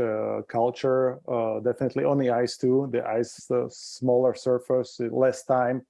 And I remember when I was going to the Ottawa Senators dressing room, and remember back in that was towards the end of 90s years, and I came, I think 97, 98 in the dressing room, then in the gym, and there is guys like pumping irons, just like really big guys, big guns, and just like clutching, grabbing, and hooking. So I was like, wow, I was skinny kid. I was like, what I'm gonna do here? Like I'm not supposed to be here. This like this guy's like gonna eat me alive. And it's totally different, right? Like these days, like those guys are like soccer players built. Yeah.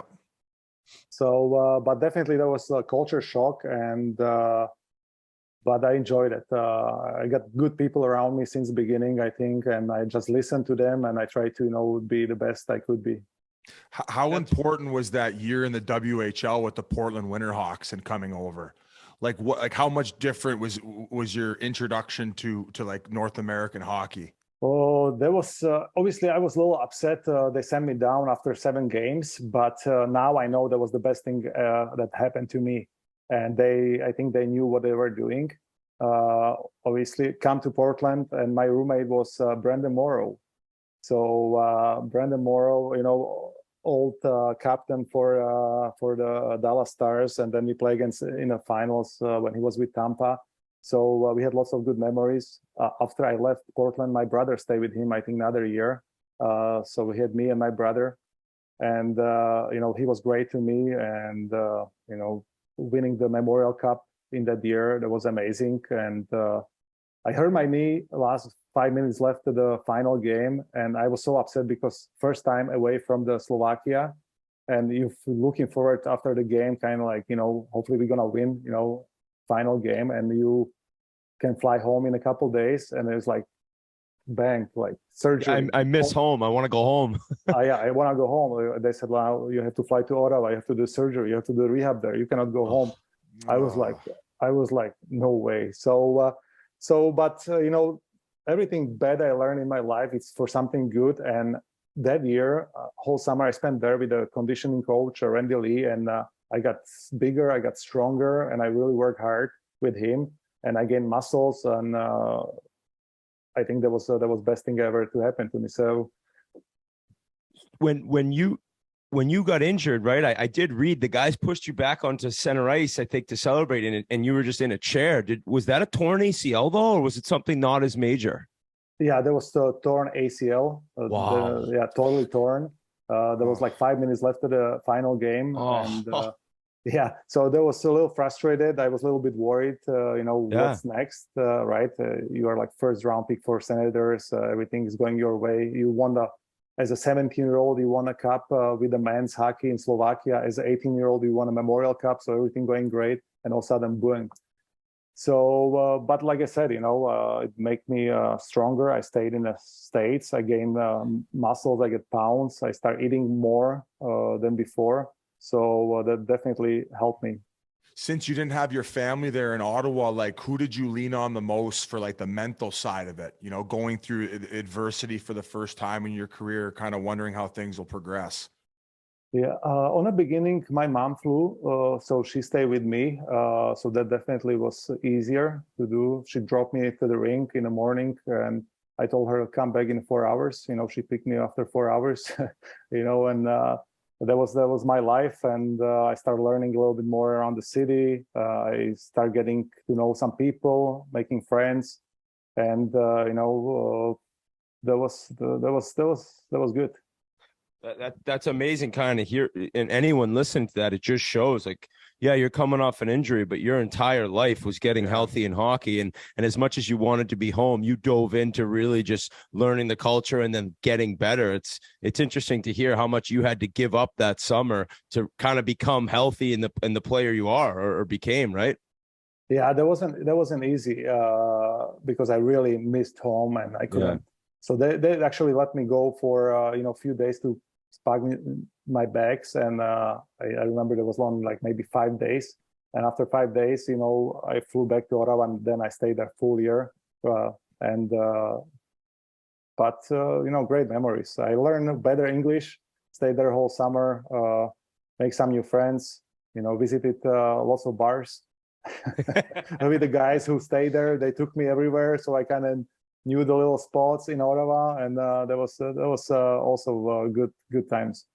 And that next season, you missed a decent amount. I think you came back around December. I was reading, and ended up getting second in Rookie of the Year and had a good year. And what's interesting is that was the beginning of some special teams in Ottawa. I know playoffs that year was kind of quick, but moving forward after that, there were some great clubs you guys had, huh? Yeah, we had like really talented teams in Ottawa, and we had like great players. We were winning so many games in the regular season, but for some reason, every time we hit the playoffs, we couldn't pass the Leafs for some reason. They had like really tough, greedy, strong team, and they just intimidate us, and they play physical game. And during the old rules, clutching, grabbing, you had Ty Domi, Corson, Tucker, Bilak. But they just like after the game, you just all blue slashes everywhere, So, but it's a great memories, and we just couldn't beat them for some reason. Host, no offense, but we know you're a little old if you're talking about not being able to get by the Leafs in the playoffs and them not being soft.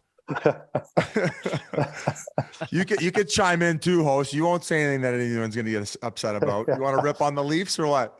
Actually, they are fun to watch, but they remind me us when I was with the Senators that we couldn't pass the first round. Oh, great. Clip it, Granelli. Clip it. That's so funny. Marian, after the 01 season, you guys made a trade for an old teammate in Czechoslovakia, Big Z, Zdeno Chara. Did that put a little pep in the team step, having a guy like that coming into the lineup? Yeah, Big Z was, I don't know, that was his maybe 5th year in the league, if I'm correct, or something like that, right?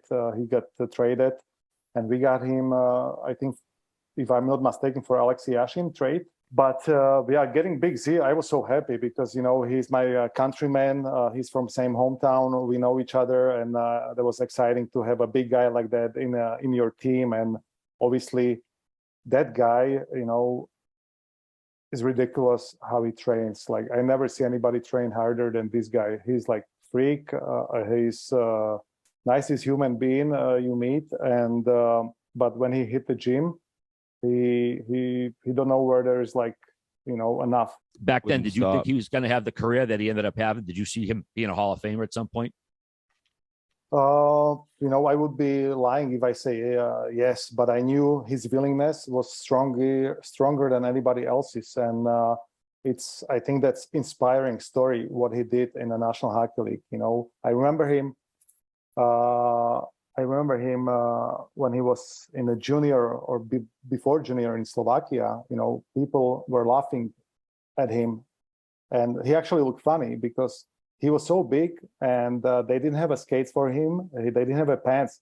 His pants looked like little shorts, and his hockey sticks were so short, like there is like no plugs to make it longer. So like big guy, he was like bending over, like playing like small pond hockey, and he couldn't like really skate as well. And it looks really funny, but it's inspiring with the hard work and everything else, what he become, and winning Norris Trophy, Stanley Cup champion, and now I'm for sure he's be Hall of Famer soon.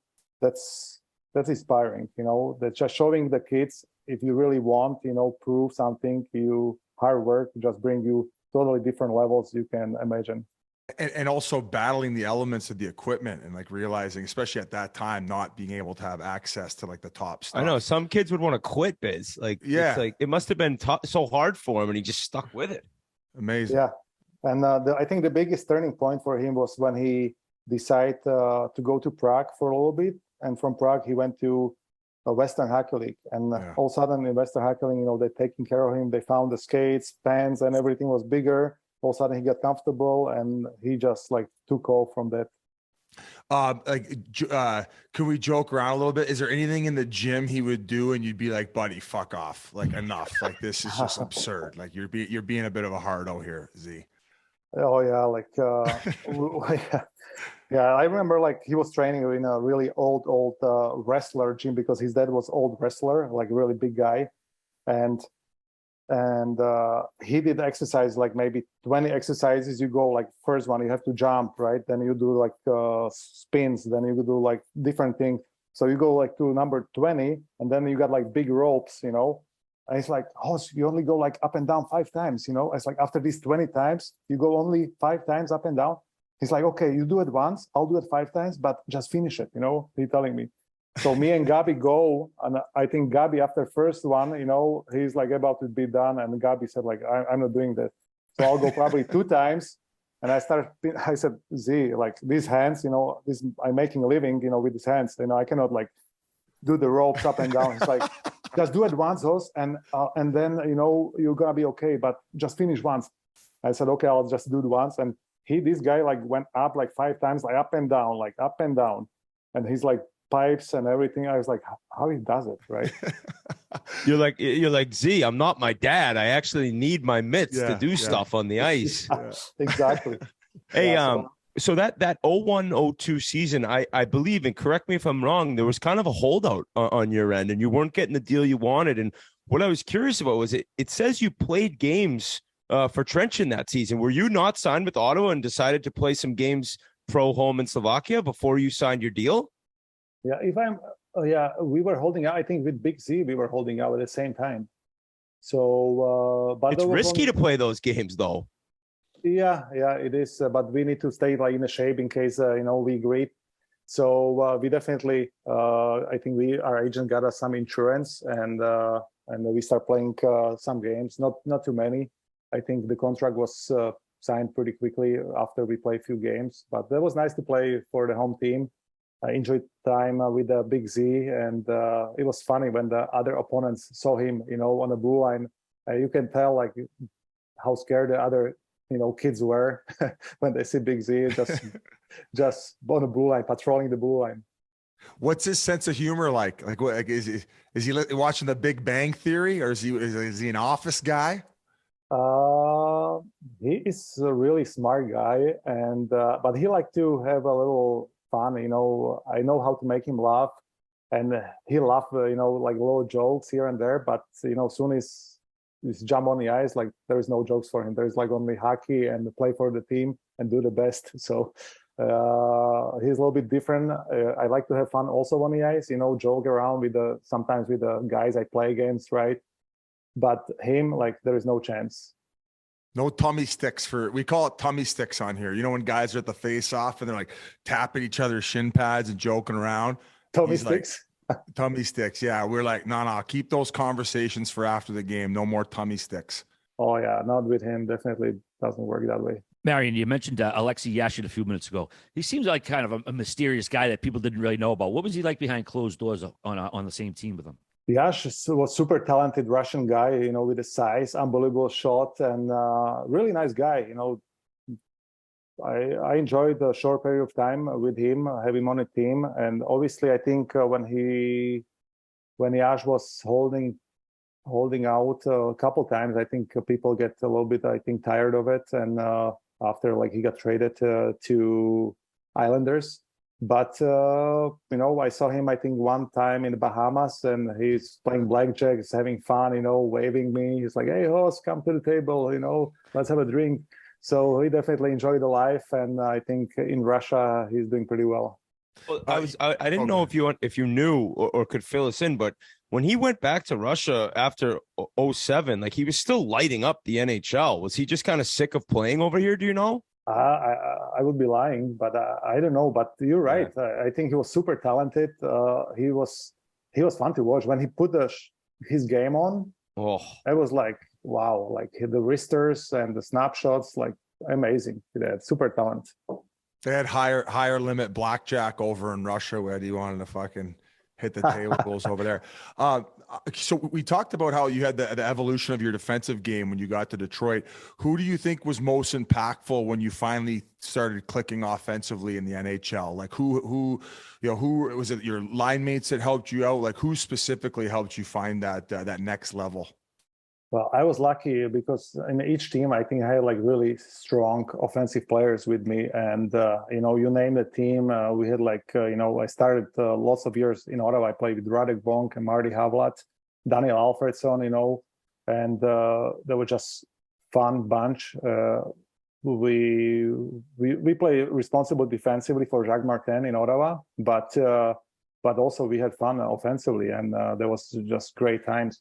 And when I got traded to Atlanta, you got Ilya Kovalchuk and Mark Savard and Slava Kozlov, and there was strong power play, and guys were passing sauces across, and there was just amazing passes. So we enjoyed the time, and when I got traded also to Pittsburgh, playing with Sid, there was just easy game.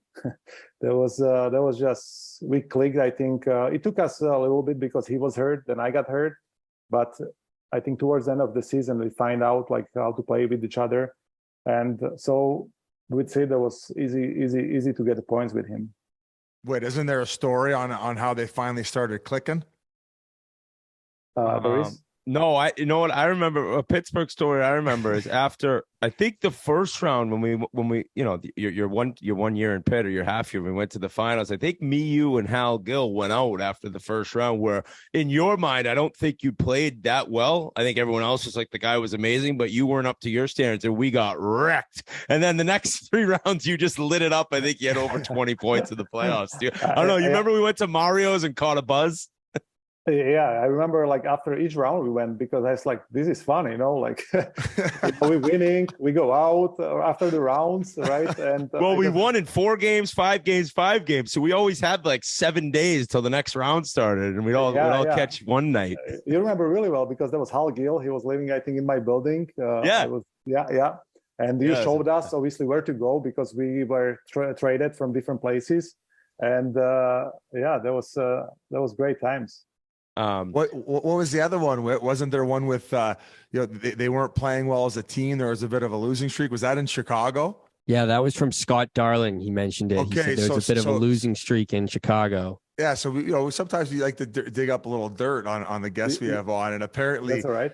Things were not going so well in Chicago. A little bit of a losing skid, and you said to tell the boys, "Hey, text the wives," and you guys went out and got pretty tipsy, and then you guys ended up going on some awesome tear. Yeah, that's what we did in Slovakia. So I don't know what year was it, but definitely I think maybe we start hitting tough games and we couldn't win, and I don't know. It was maybe the rumor has that it was my idea. Maybe it was. I cannot remember correctly. But we definitely sound like it was my idea because that was from back home. well, when going back kind of to the end of the time in Ottawa, but we had the lockout season where the whole season was canceled, and then you were traded to Atlanta for Danny Heatley. Like, any idea that was coming? I know you signed with Ottawa and then were traded. Did you know that was going to be a sign and trade? Take us through the first time you were traded in pro hockey. So yeah, I was waiting after the season. I had like 6 pretty good years in Ottawa, you know, scoring goals, having decent points, and I just felt like, you know, I could sign, you know, bigger ticket for the next years. And I love Ottawa. I thought that they love me there. So I just felt pretty confident, you know, I'll be there another 3 years. And, you know, we just have to just find the balance of what is the exact amount. So they told me they, you know, fly to Toronto for the arbitration. I was like, fuck yeah, I'll do it. You know, I'm not signing like, you know, this, you guys give it to me, you know, 6 years. And before I was signing, like, I said, okay, you know, it's my beginning of the career, but now, like, I just feel like, you know, I done pretty good. So I deserve a little bit better. And so I said to my agent, let's go to arbitration. So we flew to arbitration, and early morning before, you know, they called me and my agent if we can meet for 5 minutes. So I was like, yeah, let's meet. Like, you know, let's talk about some things. And all of a sudden they said they're gonna give me what I asked. I was like, hold on a second, I don't understand. I flew all the way from Slovakia to Toronto, and now you guys gonna give me everything what I want. Like, I look at my agent like, I don't understand. Like, can you translate to me? So, but soon as I signed the deal, I said, perfect, great. We shook hands. But John Muckler, my agent asked him, he's like, my agent asked John Muckler, it's like, we want a no trade clause. And John said, no, I never do no trade clause. So we knew there's something behind it. After I signed the contract, they opened like big bag, and there was like big fax machine. I was like, that year, you know, like, I don't know what it was, early 2000, just huge fax machine. I was like, it's like, I asked my agent, he's like, is this like normal? He's like, oh no. It's like, okay, let's go. We got the deal. I said, all of a sudden, my teammates like calling me from Ottawa. He's like, I heard on radio you're gonna get traded to Atlanta. I was like, my God. That's how this went down. So you had no clue. Crazy. Yeah, I had no clue, you know. But I started guessing there must be something, right? But no clue at all. We shook the hands, like, you know, see you in camp, Marian. It's like, great, you know, thanks for the deal. And all of a sudden, I'm going to the airport, and I'm sitting on a plane, and all of a sudden, there is Muckler's phone numbers. He's like, hello. He's like, it's John Muckler. Marian, I just want to let you know you got traded to Atlanta. I said, thanks, bye. So I got 9 hours in a plane to think about it. You're like, wait a minute. You're like, what the fuck just happened? They basically, like, because you would have been like, I don't know if I want to sign that deal if I know I'm going to be in Atlanta. Yeah. But that's sleazy. Yeah, that was tough to swallow. But it was what it was, you know. And I said myself, okay, you know, I came to Atlanta, totally different market, right?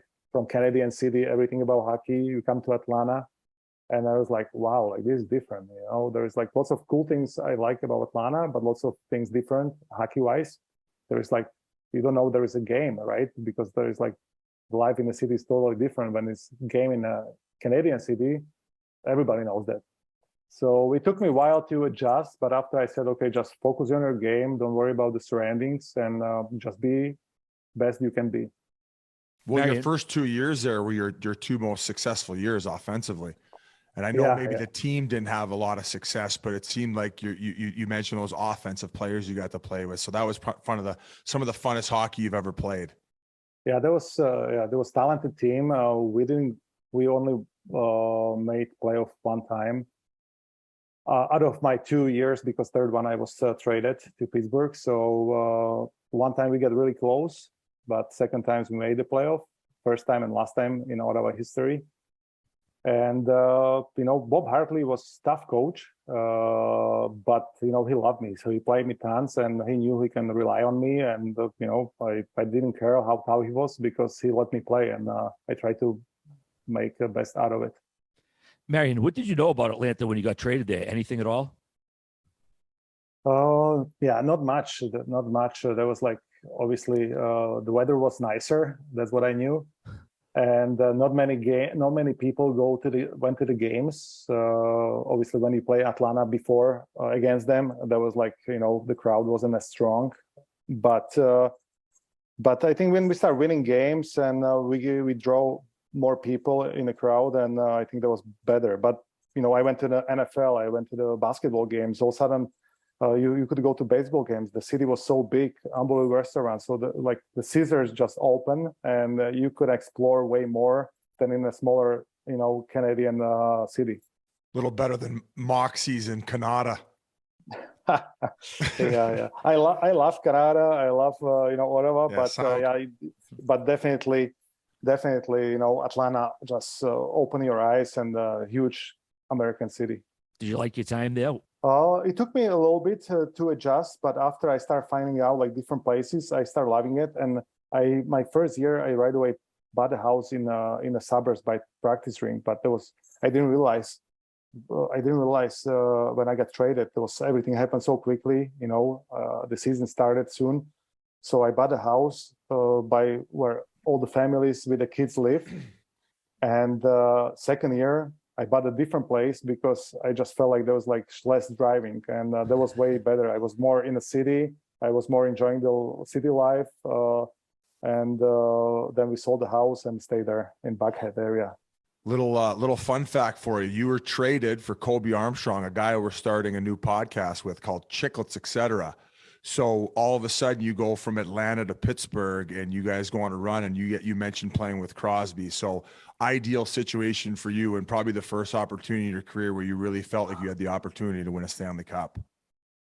There was the day when I was in Montreal, and they told me, Hoss, you have to come for the morning skate. So I knew something was in the air, but I wasn't sure like what team, where I'm gonna be traded, if I'm gonna be traded. So I stayed there in the room, and all of a sudden Don Waddell called me, Hoss, I got a new team for you. He said, it's Pittsburgh. And I was like, wow, that's right away in my eyes, opportunity, like talented team, with lots of potential. I was like, it's like great, like let's go. I'll never really forget that, because it was my first real experience of like pro hockey in the business side, because Armstrong and myself were good buddies. Eric Christensen was on the team. He was part of that trade. And the rumors were flying that if Pittsburgh could get Hossa, that could put him over the top. Like everyone wanted you. Everyone knew you were going to be moved. You were UFA. But then finding out, oh my God, we got Hossa. What did we send back? And it was Army. It's like he's in the room getting ready for pregame nap. It's just crazy. And then all of a sudden you came over, but you got hurt right away. I remember the first game, I think it was, you hurt your knee. In Boston, yeah. Yeah. We flew with Pascal Dupuis. We flew to Boston, and my first game, and I got hurt my knee, and I was like, no way. But good thing there was the MCL, only I think 2 weeks off, and that wasn't that bad, so that was good. But yeah, definitely a scary moment, because obviously trading players from your team to different team, and all of a sudden the guy who is the main part supposed to be, he got hurt right away in the first game. It's like, no way. Hey, so Pascal Dupuis was part of that trade too. He ended up being a huge piece for the Penguins. People thought he was a throw-in, and he was unreal with Sid. Oh yeah, he was like. I was talking with Sid, and he was saying like, you and Pascal were like toughest back checkers who came for us, and you guys were like back checking like crazy, and Duper was like super fast, right? And he could like catch any guys, and there was just really good click, and obviously great for him, because I think he was big part of the success in Pittsburgh. Penguins went to the Stanley Cup that year, lost in 6 games to Detroit, and you signed with Detroit the next year. But how come you only took a 1-year deal when you went to Detroit? Yeah, there was. I have a million questions about this. I know. Yeah. We got to go back to Pittsburgh. Like, come on. Hold on. Well, if we're gonna go back to that, like, it's unbelievable to think that Ray Sherrill probably was the most depressed human being in the world when you told him you were going to Detroit, who had just beat Pittsburgh. It's like, that must have been the hardest thing for you ever, to make that phone call and say, hey, sorry, Ray. Because I think the Penguins were offering you close to 7 years right around then, no? I think they offer me 5 years and around between 7 and 7.5. I can remember playing with Sid. I was like, right now I'm looking at myself. It's like what I was thinking, right? I signed 1 year in Detroit. It was like nuts. But at that time, I was like, I had a tunnel vision for some reason. I want to learn from those guys. Obviously, I just felt like there is a chance when you go playing with those guys, that group, to win, right? I'm not gonna deny that, but I knew I can learn. I was like, what is the success in that dressing room? You know, why are they so good? I want to be finding out more. I don't care. It's a 1 year. They offer me like 8 years in Edmonton, you know, for crazy money. My agent threw at me. I was like, I don't care. Like, I want to go there. I was like, I don't know why, but I had like this vision. Yeah. And obviously, then in the summer, you know, my idol called me, Mario Lemieux. Is like, I think my agent didn't reply to, you know, Ray Sherrill. Jesus. And all of a sudden, Mario is calling me. So I'm driving in the highway in Slovakia by my town. So I like see the American number, and it's like, hello. It's like, it's Mario Lemieux, Marian. I was like, oh, it's like, what? It's like, hold on. It's like pulled, you know. I was like, well, wow. He's like, it's like first time Mario called me, and wow, that's amazing, right? So he's like, you know, and he was telling me like, you know, they would love to sign me if I could make a decision if I'm willing to be part of the team. And I felt really, really at the time, I felt really, I didn't know what to tell him, right? Because he's like Super Mario, you know, my idol. And I said like, you know, I definitely gonna get back to you guys like with my agent, and I have to make a decision. I understand you guys waiting for it. And I wasn't sure at the time, so I wasn't lying, but I had like, you know, a little peek. I was like, you know, Detroit could be the place too. And I have like great two choices, and I couldn't decide. I want to go back just to the Cup final, and I think it makes total sense that you bring that up. Like, I want to play with these guys. I want to see what makes them so good, because we lost in 6 games. But it didn't feel as close as it sounds, right? They were so dominant, and I remember Sid after that just talking about how difficult Zetterberg was to play against, and Lidstrom was so nasty, and so I'm assuming just in the final, trying to play against those guys, even though you almost tied up Game 6 late, you probably realize like this team is almost unbeatable. Like I need to kind of experience what it's like to be a Red Wing and be this dominant, right? After dealing with them in the Cup final. Yeah, definitely. I want to see what they're cooking in that kitchen, right? Mike Babcock, the coach, and good guy, Chris Chelios, Chris Chelios there, and you know, like I was writing in my book, you know, how Babs, you know, is I think the best coach for prepared guys, prepared team, but you know, he also can burn you really quickly. So you know, there is like, you know, two sides of this. And but definitely I wanna learn, you know, how the professionalism, like from Draper and those guys in the 3rd, 4th line, you know, how come they just keep rolling, you know, what is the driving them? And I think that's why I decided to go 1 year to Detroit and see what happens. Was all this communicated to like Sid and stuff? Like were they trying to pull you to come sign back with a team? Yeah. Did you have to talk to Mario again, or was that it? No, that was Block it. his number? No. I never talked to him again. Only I tried to ask to sign my jersey after a few years later. You left him on read. But Sid, no, he didn't get involved. Like, I think we talked, you know, I think after I signed in Detroit, when I was in Detroit, he came to my apartment the year after, and we had a talk. Then I took him for dinner. I was already with Detroit that year, so that was, I think, early in the year, and we had like good talk, and still we keep in touch, you know, until this day. Like we text here and there with Sid, but I think he wasn't. I don't think he's the guy who wants to be involved in different you know, type of business. So he just leave it up to me, and what happens. And you know, he wasn't involved. Did Terrian being coach have anything to do with it? And did he ever blow cigarette smoke in your face? He didn't do shit to Hoss. No, like he was. I didn't feel anything with. I remember my first time when I came to Boston. I had breakfast with you guys. You know, I don't know if it with a group of guys. So I met the guys in a hotel in Boston, and he's like, Hoss, like we had this coach Terry, and I like you'll see him. You know, I was like, wow, like this guy. Like I had Bob Hartley. He was pretty keen and pretty detail oriented, and like young guys really were frightened by him. I was like, okay, let's see who's this guy. Michel Terry, and I never experienced anything. You know, he was easy. You know, nobody's getting you back check like an animal. You get 90 points. Trust me, you're not dealing with any of the bullshit that normal humans had to deal with. It's hard to dislike you, Hoss. Listen, but I have to go into that next year, and as a guy who gets made fun of quite often as being traded from a team who went on to win the Stanley Cup.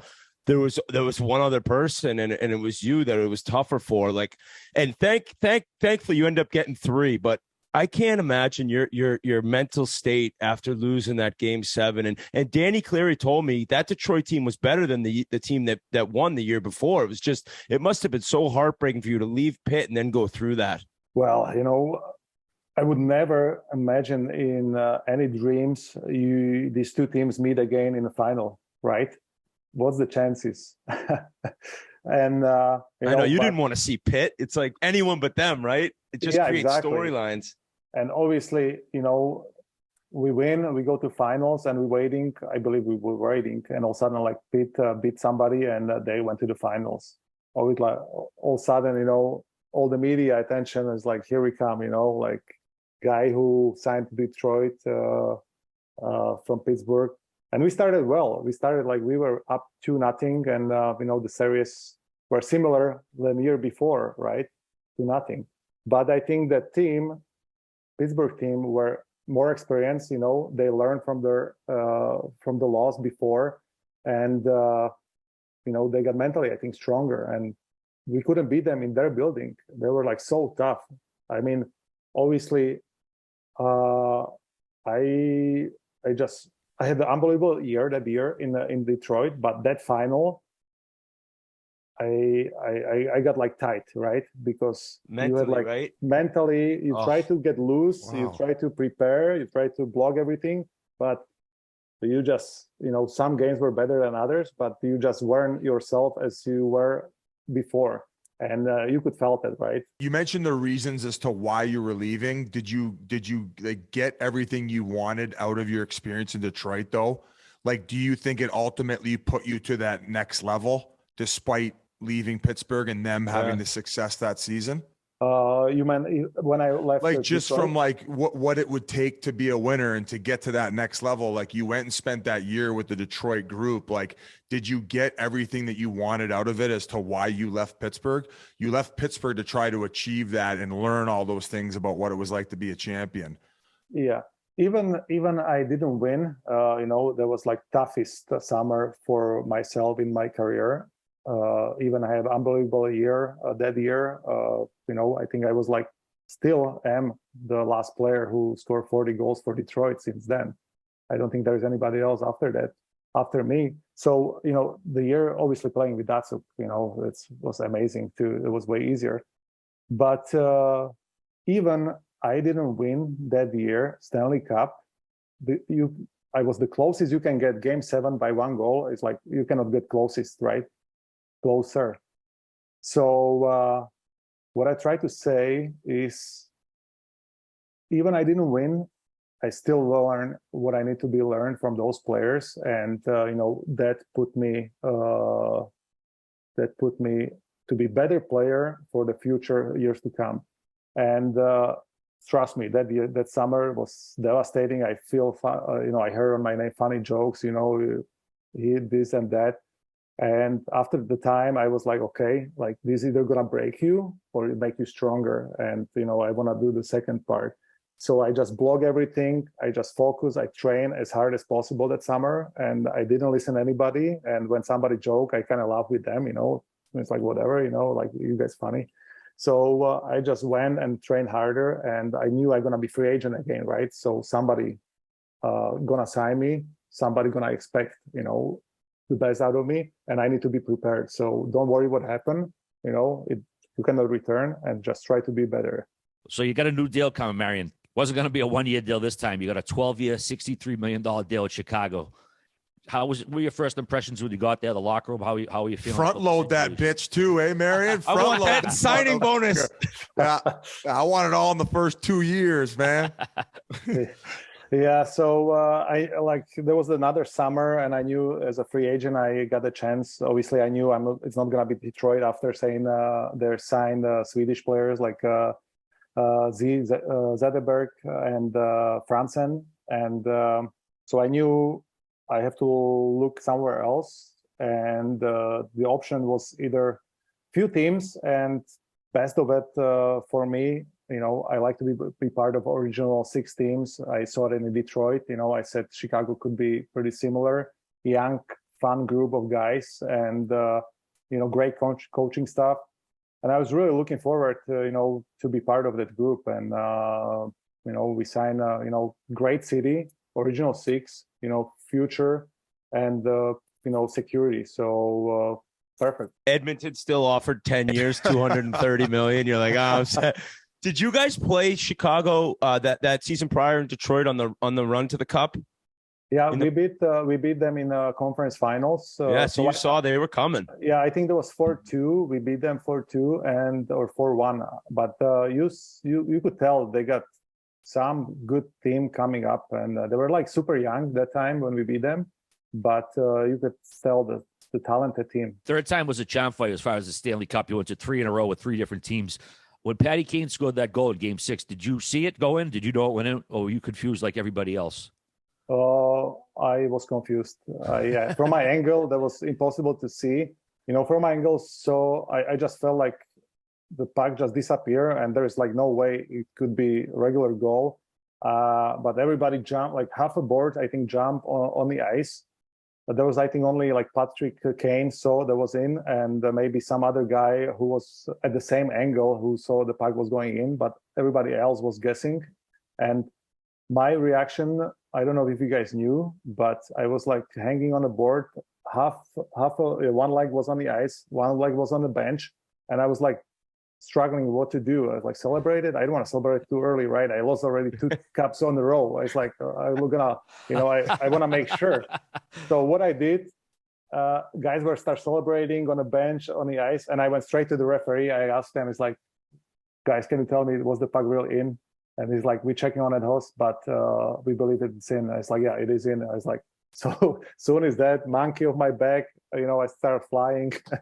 So I have to check with the referees. Is there anything you did differently in that final? Like, are you a superstitious guy? Did you have to keep reminding yourself, a phrase or something? Yeah, but it's not superstitious. I think, just habits, like how I do things, but I'm not like crazy about superstition, but I like to pray before the game, like short pray, and I go to the church, but not every Sunday, I skip, here and there, but that's how I grew up, a little bit religious, but not totally religious. So I pray a little bit before the game, but short pray, and that's about it, Like what, for like a nice backhand sauce backdoor from Kaner? Like, what do you ask the big man?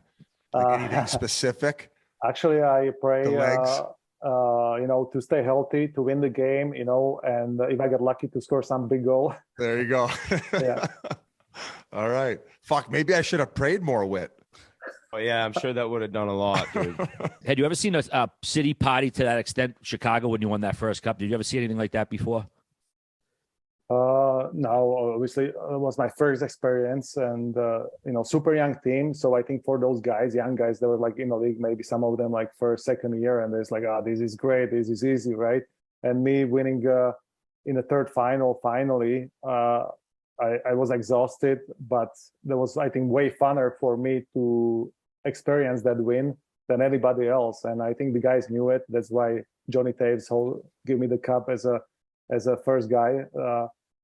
And It was amazing. You know, Chicago is such a big city. After almost 50 years, winning the cup again, and you know, my first year there, that was just like dream come true. When you first, got to play with Patrick Kane, and I know at this time of his career, maybe a little different off the ice as he is now as he's grown up, but on ice, you must have been blown away. And he's so different than Sid in ways, but like it's just he's a magician. And right when you saw that, were you kind of convinced that there was something really special there? Yeah, you're right. Different than Sid. I think Sid and Taser are really similar in certain ways. As like in such a young age, being captains, responsibility they took on their shoulders. You know, I think there is like certain similarities with them. Kaner is like magician. You know, like freestyle or like showman. You know, people watch him. You know, he put people out of their stands and just unbelievable moves.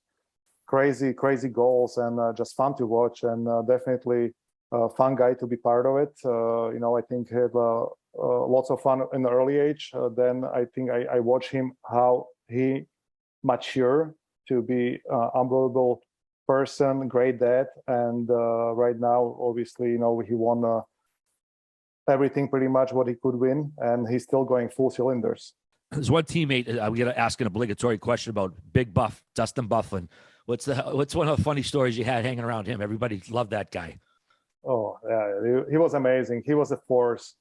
It just like when he was on top of his game, it was like just fun to watch. I was pretty strong guy, and I was like watching him, and I was like, I wish I got that superpower by this guy. Like this is amazing. Like he just throw people off. He start laughing to their faces. You know, after the game, he just chugged the beers and you know, like eating whatever. And he just like next day he just flying and just ready for the game. Just fun guy to be part of it. He loved to laugh. He loved to have fun. You know, just amazing guy to be part of it. You have to make all those changes after that first Stanley Cup with all the contracts and things like that. I think you guys lost in the first round, maybe 2 years in a row. Get to that third year and you win that second Stanley Cup. And the crazy part about that is I remember watching that game and Bolin scored. It was like 20 seconds after you guys tied it up. Do you remember like kind of being on the bench, seeing it go in, or just like all of a sudden it was over, right? Yeah, there was 17 seconds in Boston. It's crazy because we were down by 1 goal and we couldn't score. Like they were so strong defensively, you know, like you have like guys like, you know, Bergeron, you know, like Chara, Marchand, is like unbelievable. They play Lucic, you know, force, defense, great goaltending.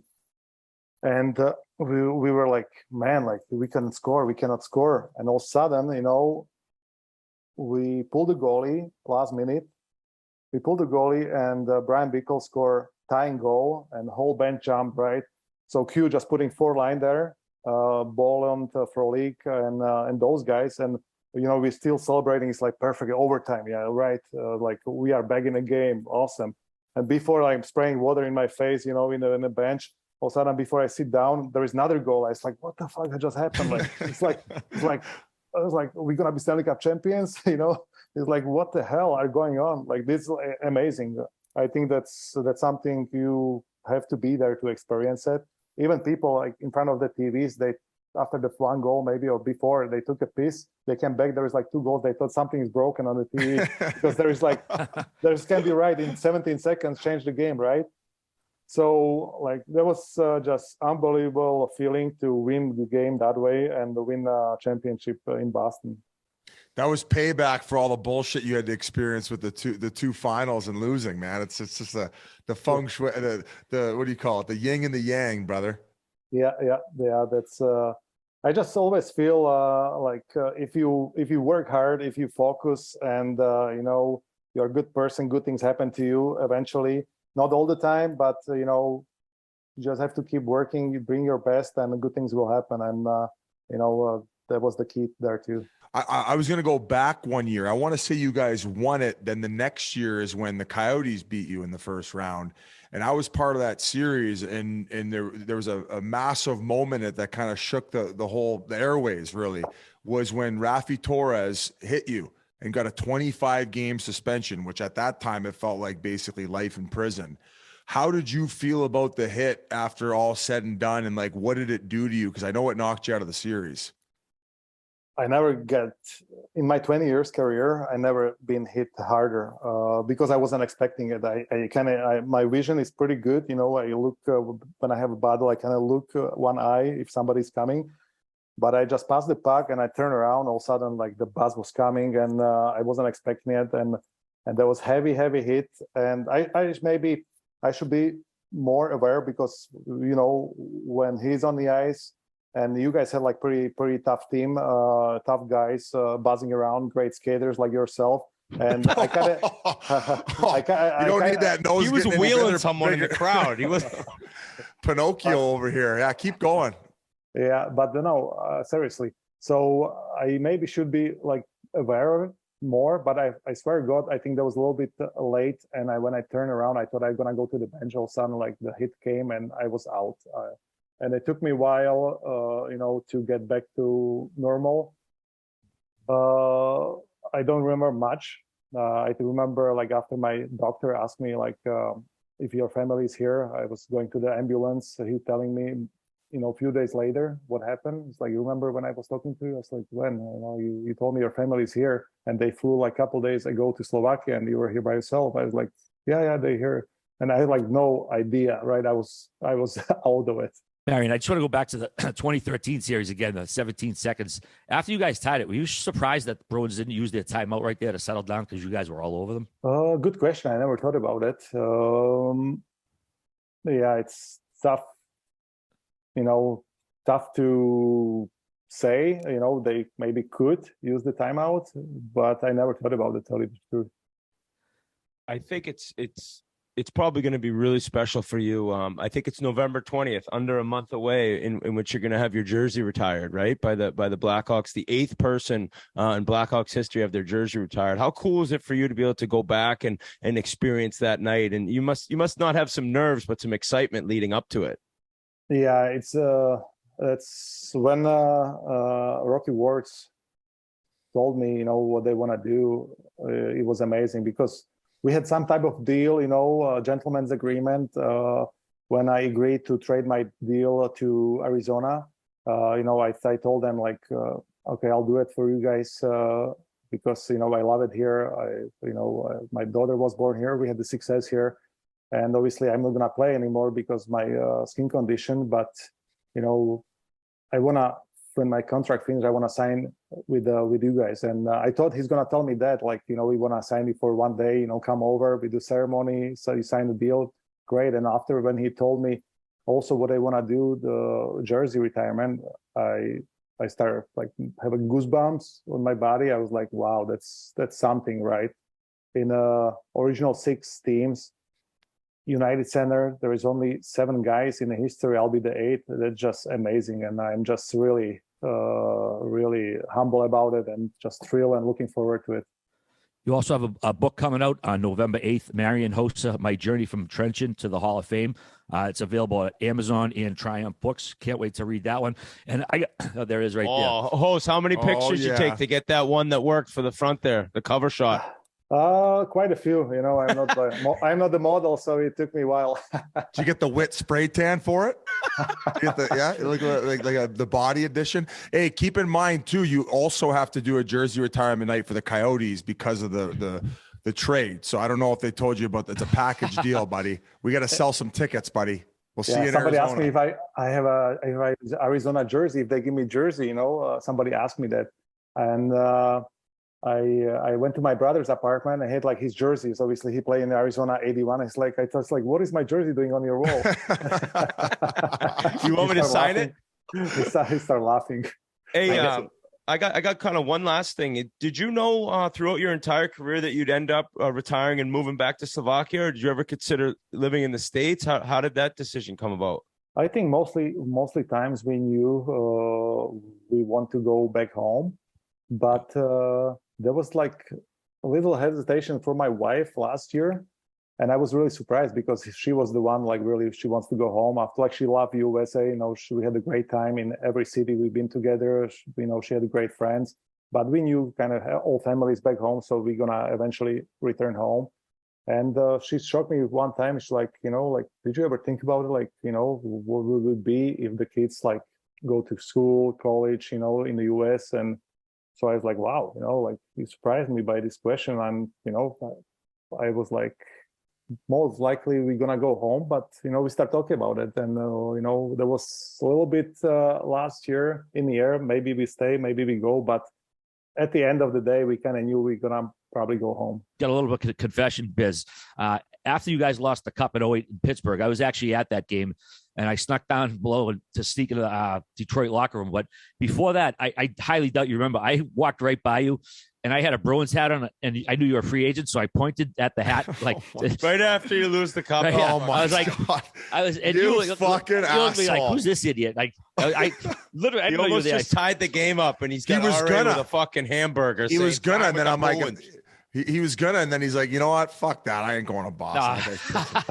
No, we would have loved him. Did I say something? No, I didn't even say a word. You were just walking. I knew you had just lost, but I just pointed like another. No, he said security.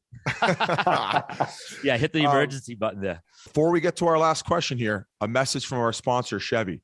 From Bolt to Blazer, Equinox to Silverado, Chevy EVs are for everyone, everywhere. They are affordable. You don't have to be rich to have an EV.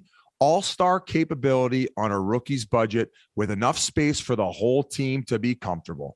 The Chevy EVs are affordable, fun, and they go the distance. Over 2,000 certified EV dealerships, along with a growing network of public charging stations to help you live electric. Finally, charging won't put you in the penalty box. Now back to our interview. I want to ask, which direction does the book go in? Does it talk about your childhood? Does it cover it all? Like, what is it that it conveys?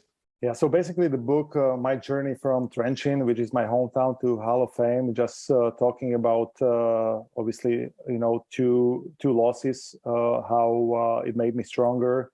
It's talking about a little bit of my childhood, how I grew up, who my idols were. It talked about the skin condition, where some people thought there was a fraud, there was like just try to go around the cup. So I explaining how that went, and life after hockey. So yeah, it talk about my career and a little bit before and a little bit after. Can we just maybe people were wondering like what ended up happening with that, like how serious it was. Like, can you maybe explain it a little bit for people who don't know exactly what happened? Well, it's kind of started when I was 34 years old, something like that. Before that, I never had a problem with the skin, and all of a sudden start showing up some rashes, and I was like scratching it, but I didn't pay much attention. You just keep playing. But after like year after year, it was getting worse and worse. And after like my trainer started looking at it, and I was showing to them, and it's like, look, guys, like it's getting worse. And it's like, yeah. So. Obviously, there was times last 2 years were really difficult, and especially the last one was starting terrible. Like summer when you don't have equipment on, just the skin just man,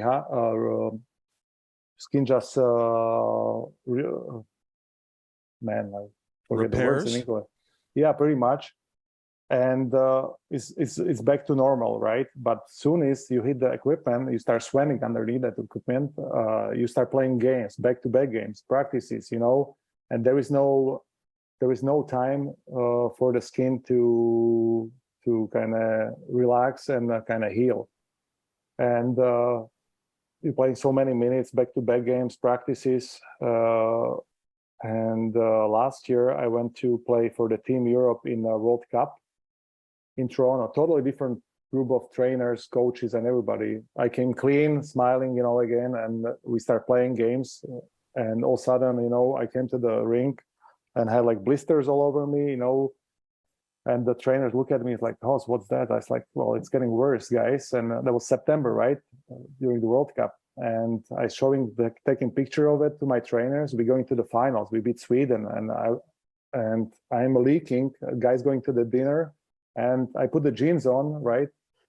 And the skin just leaking through the jeans, and I was like, I cannot go. Like, guys, I'm gonna order room service. And after I started feeling really bad, like it started affecting not just on the ice, but off the ice. When my kids try to, I try to go and hug, and my wife washing the sheets all the time because like it's like blood and leaks from that. So it's kind of like a little bit disgusting. And they put me on a pill. It's called cyclosporine. It's almost like half a chemotherapy pill. So it's strong pills you took in the morning and at the night. And every 2 weeks, I went to the hospital to check if everything with my organs are okay after taking this heavy pills to keep playing. So I'm talking in my book about that, how it went, how many days off Joel Quinn will give me because he saw what was happening. He told me he was great. He's like, Hoss, I just need you for the games. If you don't want to practice, you don't practice. You do what you need to do. I know I can, rely on you.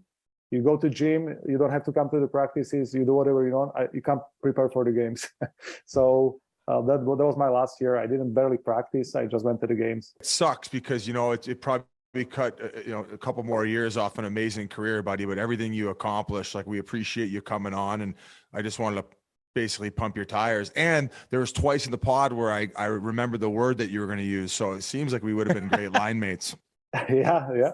You were there that year, right? Basically selling ads for your jersey retirement in Arizona. So he's just teeing you up. Us.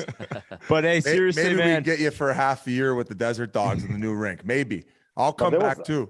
Actually, there was like pretty strong lineup, BIZ, right? In Arizona, there was like Pronger, Datsuk, me. Oh yeah. Yeah, we had a wagon. Yeah, they have a bunch of Hall of Famers. None of them ever played for the team.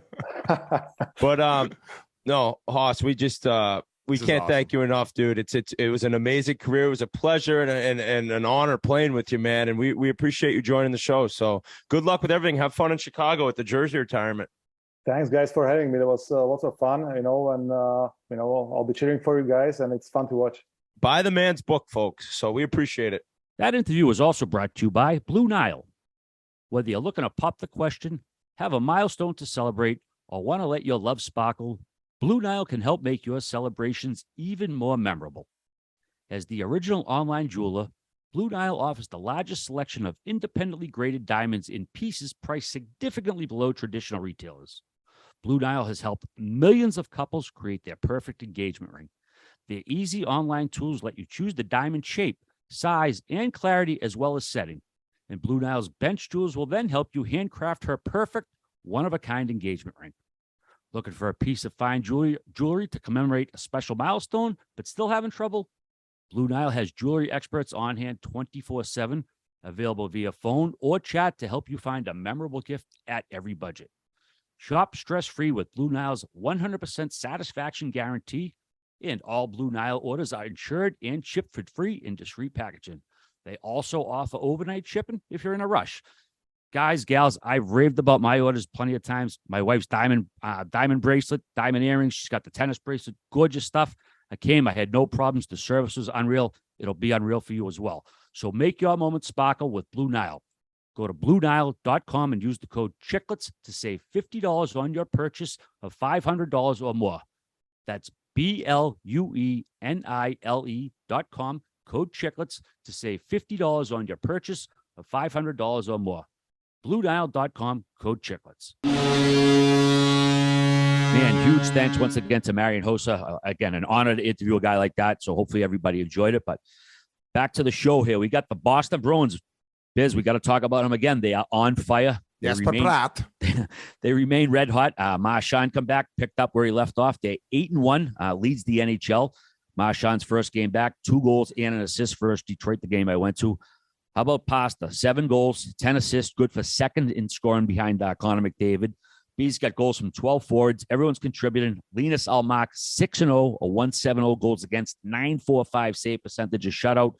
And they still don't even have Charlie McAvoy in the lineup. So, how team is this going to be when they do get him back in the lineup? Hey, but before you dive into the Bruins, did you see the tweet that the New Jersey Devils account sent out? I just saw it. That's so pathetic. I thought I hated the Devils before. The fact that they would send out that tweet to the Cup champs after a random regular season October win shows why they're the Devils and why they've done absolutely nothing since 2003. Yes, but Brat. Is that the last Cup they won already? 03? 03, yeah. Yeah. Okay. You're sending L's to the Cup champs because you won a regular season game. Tough look. But it got us talking about him, so maybe it wasn't. Back to the BIZ. Wow. Sometimes I gotta eat my hat. Is that the saying? I thought it would be a struggle earlier in the year. I really did. I didn't think Krejci would come back this good and this smooth, although he is out right now. I think he's going on the road trip they're leaving for, but he took a high stick against Detroit and he's out, but he looked great prior to getting injured. Pasternak's on another level. I mentioned that last week or 2 weeks ago whenever we recorded. And Brad Marchand to return the way he did. I mean, this guy, and I've said it before, I got the chance to skate with him in the lockout, the half-shortened season. That was when I first saw how much of a game breaker and how much of a little oily, weaselly, skilled character this guy is.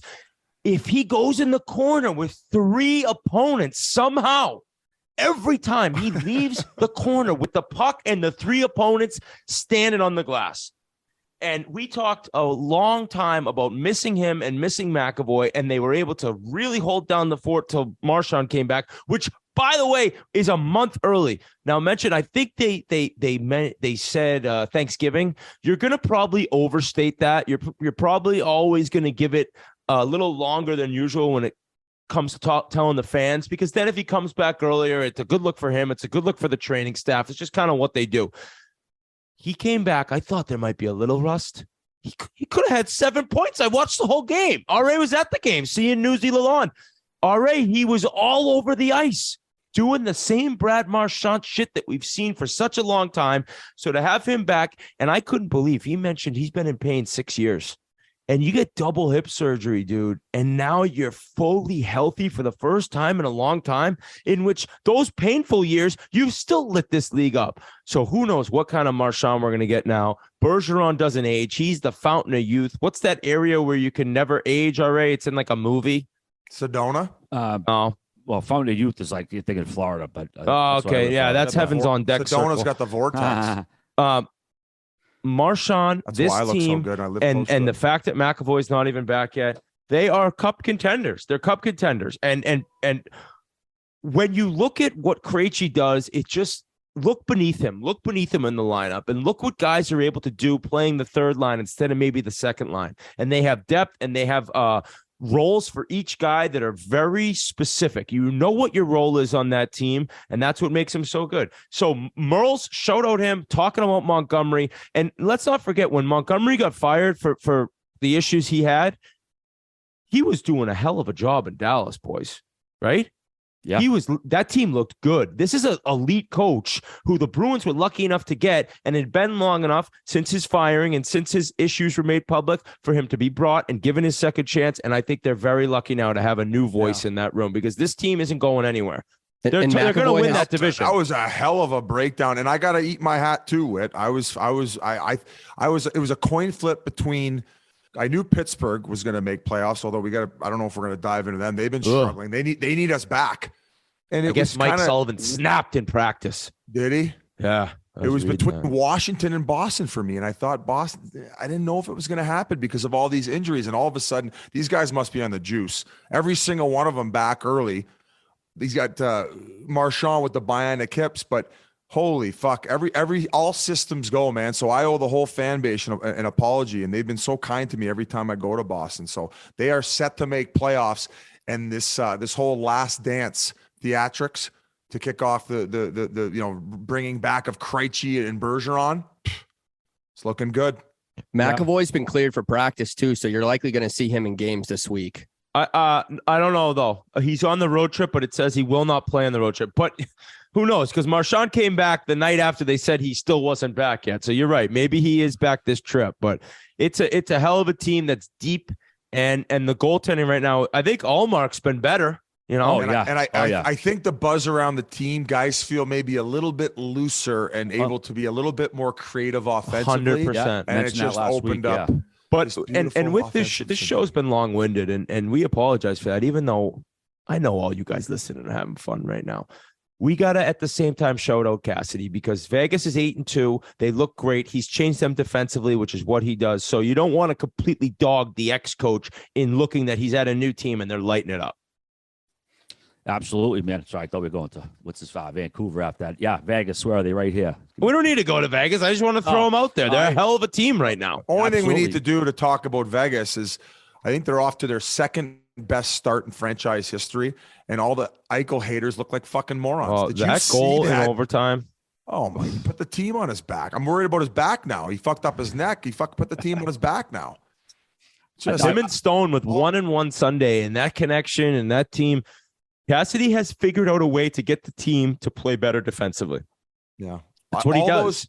All those people sending me those Eichel pocket pussy, me drinking his cum memes. Fuck you. This is today's my day to rub it in your face, fuckers. Jesus. No, I was going to mention the trade. The Bruins traded 2017 second round pick Jed Studnicka. A lot of people are sort of waiting for him to make the club the last few years. Well, they sent them to Vancouver for Michael DiPietro and Jonathan Marenberg for organizational depth trade. We talked about the NHL possibly going to Australia at some point and Bruins possibly being involved. The city they're going to be in biz is Melbourne. Is that where you stayed? Melbourne, I was in Australia? Melbourne. Yeah. Okay. All I do is rave about the coffee they got over there. Well, that's where they'll go if they go. But I mentioned Vancouver, and they finally won. They finally got in the win column. They beat their new rival, Seattle, 5-4. Then they made it 2 in a row with the 5-1 win over a Penguins team that's lost 4 in a row. Congrats to Bruce Boudreau on his 600th win. He's the 22nd coach to hit that number and the second fastest to do it. Studnicka wasn't in the lineup versus the Penguins, and they signed up the strip joint, the Penthouse in Vancouver. Canucks get to drink for free if they win. Now, what kind of strip joint is that? Is that a Chez Paree type or a Cleopatra's type? Never even heard of it. I've never been there to watch the dancers. I was always no song. I was number 5 orange guy, which is, they got the shower on the stage depending on what time of day you're there. Like, I like the number 5 orange. It's a little grittier, type of place where there's like dollar bills stapled to the wall. Although I'm not crazy about their cover charge. And then there's a place called Brandy's. I want to say that's the place where Ben Affleck got busted the first time when he was with J-Lo. Oh, really? Hey, I think my director alone. What's that? Leave my director out of this. So that place was more like, holy fuck, by the 3rd song, they finally had their panties off, maybe, and they were doing all these like Cirque du Soleil theatrics with the ropes and stuff. So you didn't want to be paying your per diem. No, I wanted a girl like, flicking ping pongs out of her pussy. Yeah. But as far as this place, I have been there one time, but it was to film the Pink Whitney collab with Watson Gloves. We did the commercial, so it was one of the scenes. They let us use the venue. So the guys who are there are big hockey fans and Chiclets fans. So maybe if we ever end up in Vancouver, maybe we'll throw an event there. Maybe a little Big Deal Brewing, ping pong contest or some shit. Speaking of Watson Gloves, the Watson Gloves and Spittin Chiclets collaboration is back. That's right. CEO BIZ is crazier than ever, but no. There will not be a commercial this year.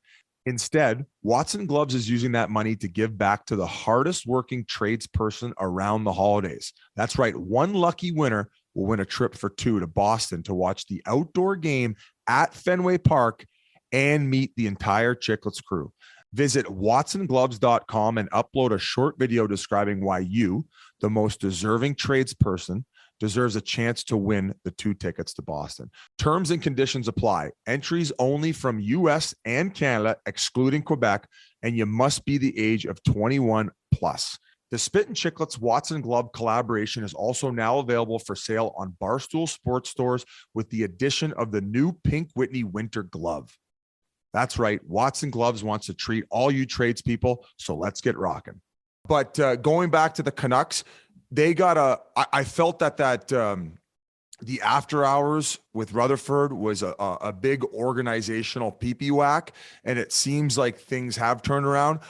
If they end up making playoffs, I'm always going to go back to that 5-1 win that they had over the Pittsburgh Penguins when Oliver Ekman-Larsson did the fake punch. Who flinched? Was it Ross? It's probably one of the worst flinches I've in the history. He flinched the way that Kobe Bryant should have flinched when Barnes faked him with the ball in the face. So with the inbound, with the inbound. And who flinched? Was it Zucker? I think he should be out of the line. Trying to find it now. Yeah, dig that up. But do you know the Canucks fans, Biz? Do you know after throwing all the jerseys on the ice and and all the noise we talked about in the start, do you know they were chanting Bruce There It Is the other night? They were fucking chanting it. Yeah, it was Rust, like I said. It was Rust.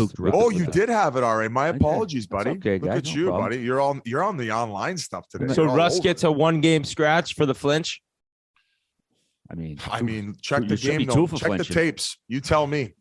Put it to I the like court of flinch in Spittin' my own Chiclets' house opinion. from the dog, so I can't be chirping people who flinch. I'm a flincher. I was born a flincher. I was raised a flincher, and when I die, I'll be a flincher. Not something I'm proud of. Oh, the Canucks are getting Quinn Hughes back this week. That should help. They're 2-5-2, still plenty of time to get in it. They also made another trade with the Canes for defenseman Ethan Bear and forward Lane Peterson in exchange for a 5th rounder in 23. Bear's got 47 points in 190 games, but he didn't play for the Canes this season. Didn't play in the playoffs. It was kind of weird. They made a deal for him last year, the Canes. They brought in Bear from Edmonton for Warren Fogle.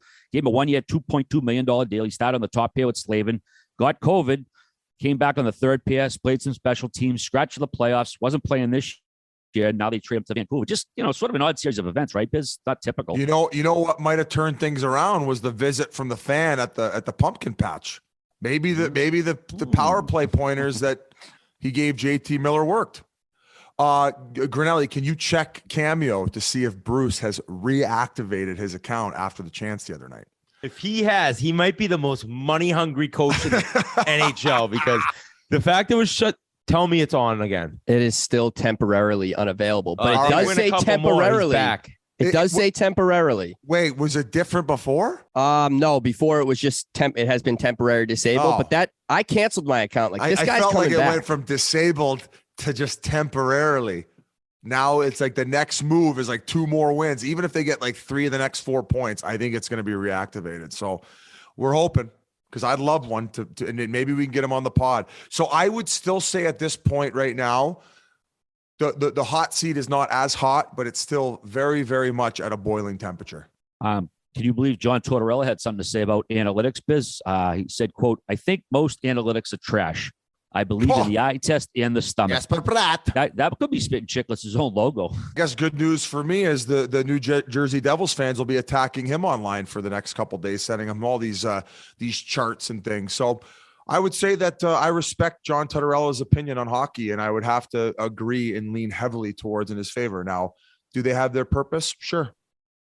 It's so New Jersey Devils fans can stay occupied during the season and calculate what's going on when they don't make playoffs. Well, either way, Flyers are tied for first in the Metro, 5-2-1 record, 11 points, even if analytics say it's not sustainable.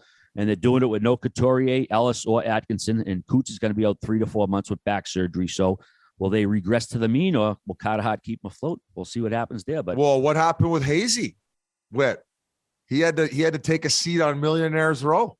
I don't even think he knows, but Hazy's had a fantastic start to the season. Torts send messages when he feels like they need to be sent. I think sometimes there may not be rhyme or reason to what he decides to do. There may be times he gives you an in-depth look into his brain into why he made said decision, and then maybe times you never hear from him again, and the next game you play 23 minutes. So Torts is Torts. He's a madman. He's a lunatic, and sometimes you're given a look into how it all works, but most of the time, you're left guessing the same as us reporters are. Yes, I just called us reporters because we're reporting on the Flyers and their shocking start, and I still have no clue why. I think at the time, the leader in assists at the NHL, Kevin Hayes, was scratched for the rest of a game after playing like 6 minutes. That was when he got sat in the third period. And was it only the third? I thought it was even before the third. Okay. So maybe it was. Maybe I'm wrong, though. Maybe I'm wrong. So you're saying inside information is that he has still not caught word as to why he was on Millionaires Row? Yeah, Hazy won't answer me, but I've talked to other people within that organization. They mentioned people don't know why they've been benched. People don't know. Usually when Torts is throwing mind torpedoes this early, they're up to something, and it's a good thing. They breed under Philly. The chaos. Wednesday night Philly in Toronto for me is such a must watch. I cannot wait. Yeah, Biz, I think the third period seating of those two is more like to show the other guys. It wasn't that they were playing that bad. It was just more like, all right, these guys are the big dogs, whatever they're making the dough. Well, they're going to sit too. So other guys are like, oh, shit, if they're getting sat, then we'll get sad. I think that was that type of get to the head of the snake. Yeah, a little bit. Probably hazy getting lazy on a back check. That's all. We had a second battle of Alberta in 2 weeks, and the Oilers evened up the series with a 3-2 win. I'm sorry. McDavid had a goal and 2 assists for 3 points to take over the lead in the whole league. 9 goals, 9 assists, 18 points. But how about Stuart Skinner coming out of nowhere? 2 wins, just 1 loss, 1.59 goals against, a 9.55 save percentage. Doing a little better than Soupy there, but I think Daryl Sutter stole the show at his answer in the press conference. Gee, why don't we roll that? Huberdeau left the bench for a little bit in the first period. Are you able to say what it was? I think he'd go take a shit.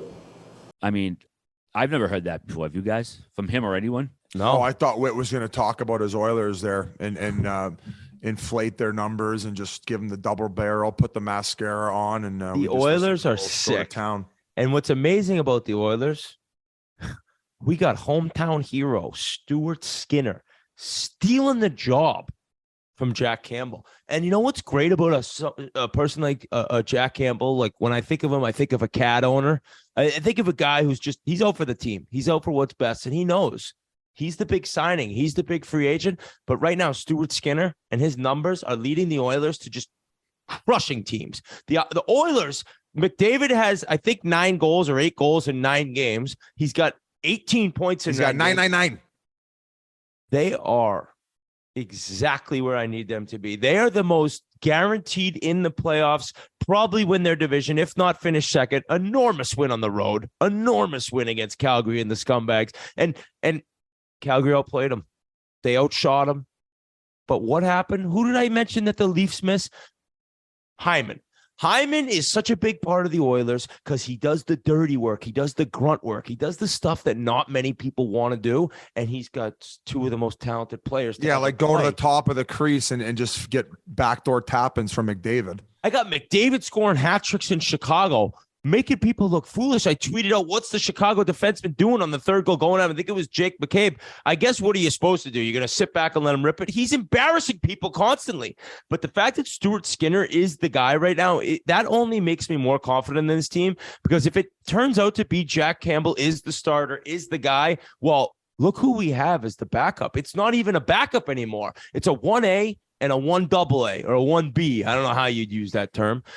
The team's sick. And Calgary's good too. I can't admit it. They're going to meet again in the second round. It's going to happen.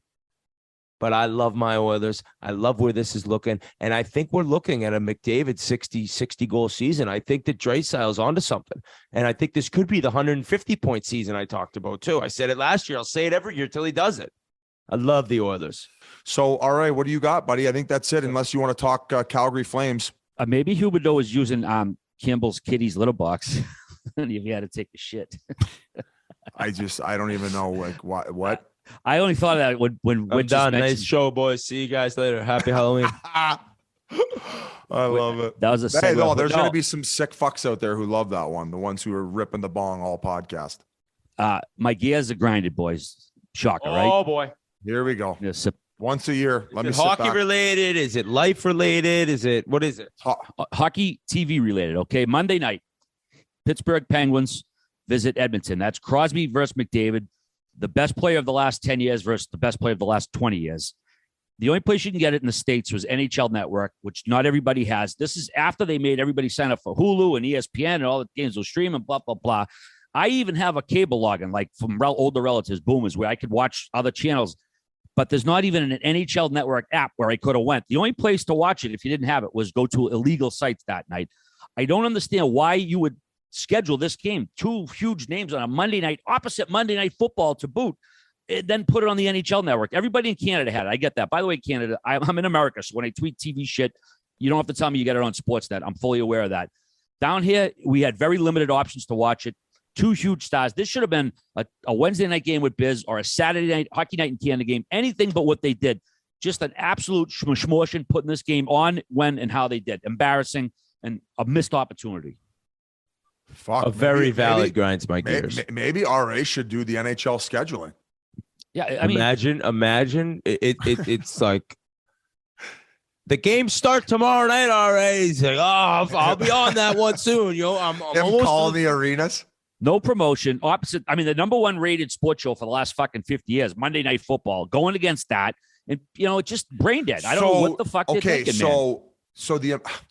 It's just hard because it's obviously the viewership in the Pittsburgh area gets the game because of the local networks. Right. Everybody in Canada gets to watch it. I'm just curious if they crunch the numbers and they're like, based on the amount of people that would watch it outside of that, it's like, pay for NHL Network. Like they want more people to have to pay for their programming. How much is NHL Network? But that's the thing. It's crazy numbers. You either have to sign up for one of the other non-cable, non-satellite providers, which is another fee, or you can get it by itself.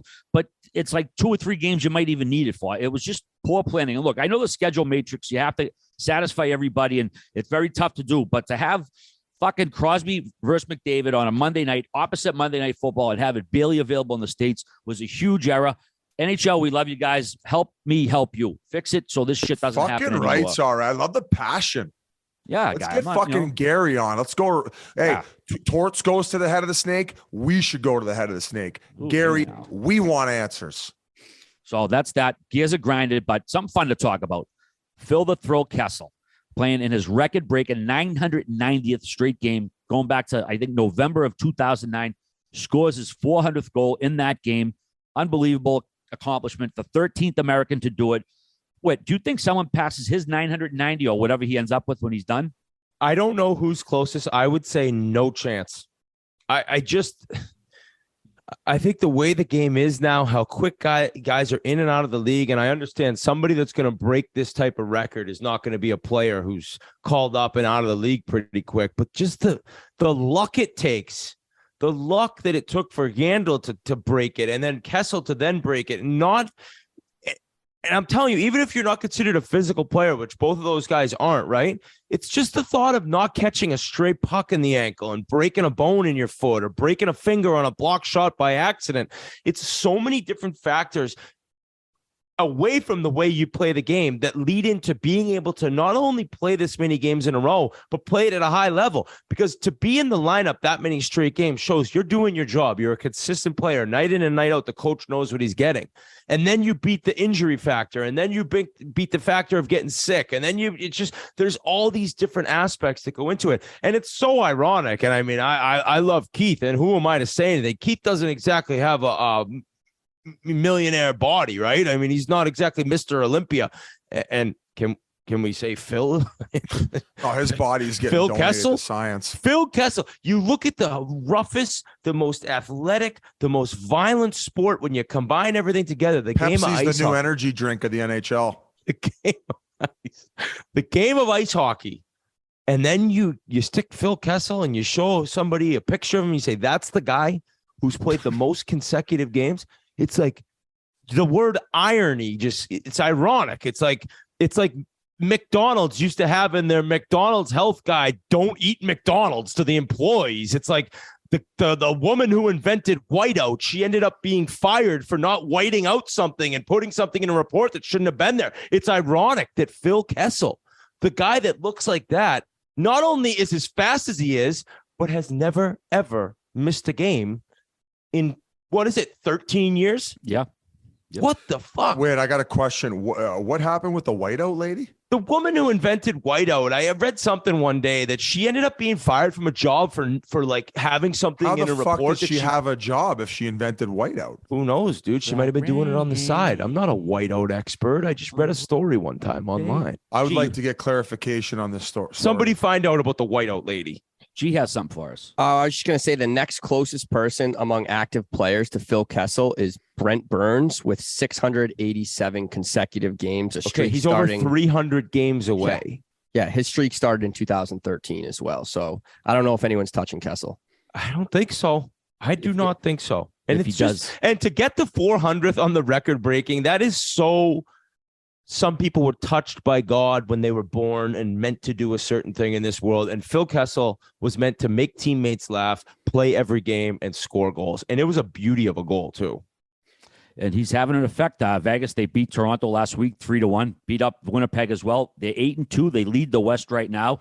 We mentioned Eichel's unreal goal earlier. We saw Thompson, the goalie, deck Vetrano the other night. Biz, looks like Vegas has its swagger back, eh? Buddy. I love it because everybody's so angry about it. They're the bad boys of the NHL. They don't have any friends and they don't give a fuck. It was going to go one or two ways. It was going to be a car crash, or it was going to be them rising from the ashes after no playoffs last year. They're fucking rolling, baby. And Eichel is the difference right now. Put him on the back. Sticking out west, the Seattle Kraken been hanging tough a little bit, Biz. 4-4-2 in the Pacific, has them fourth in the Pacific. Martin Jones, man in the net lately, doing pretty well. But the big news there, Shane Wright, Jeff Marek was talking about him this weekend, says Ron Francis wants to keep him up with the team. Obviously, they got to send him back down the juniors before 9 games, but is that going to help his development? What's your take on this? What should they do? And how does the guy benefit stay with the big club? Sorry, I didn't mean to cut you there. No, buddy. So there's been a few of these now. We talked about the comments made by Rutherford to Bruce Boudreau. Ron Francis has said a few things publicly that indicate like he wants Shane Wright to stay there the whole year. And he said it's not acceptable that he's only playing 6-7 minutes when he is in fact in the lineup. He's been health bombed the last 3 games.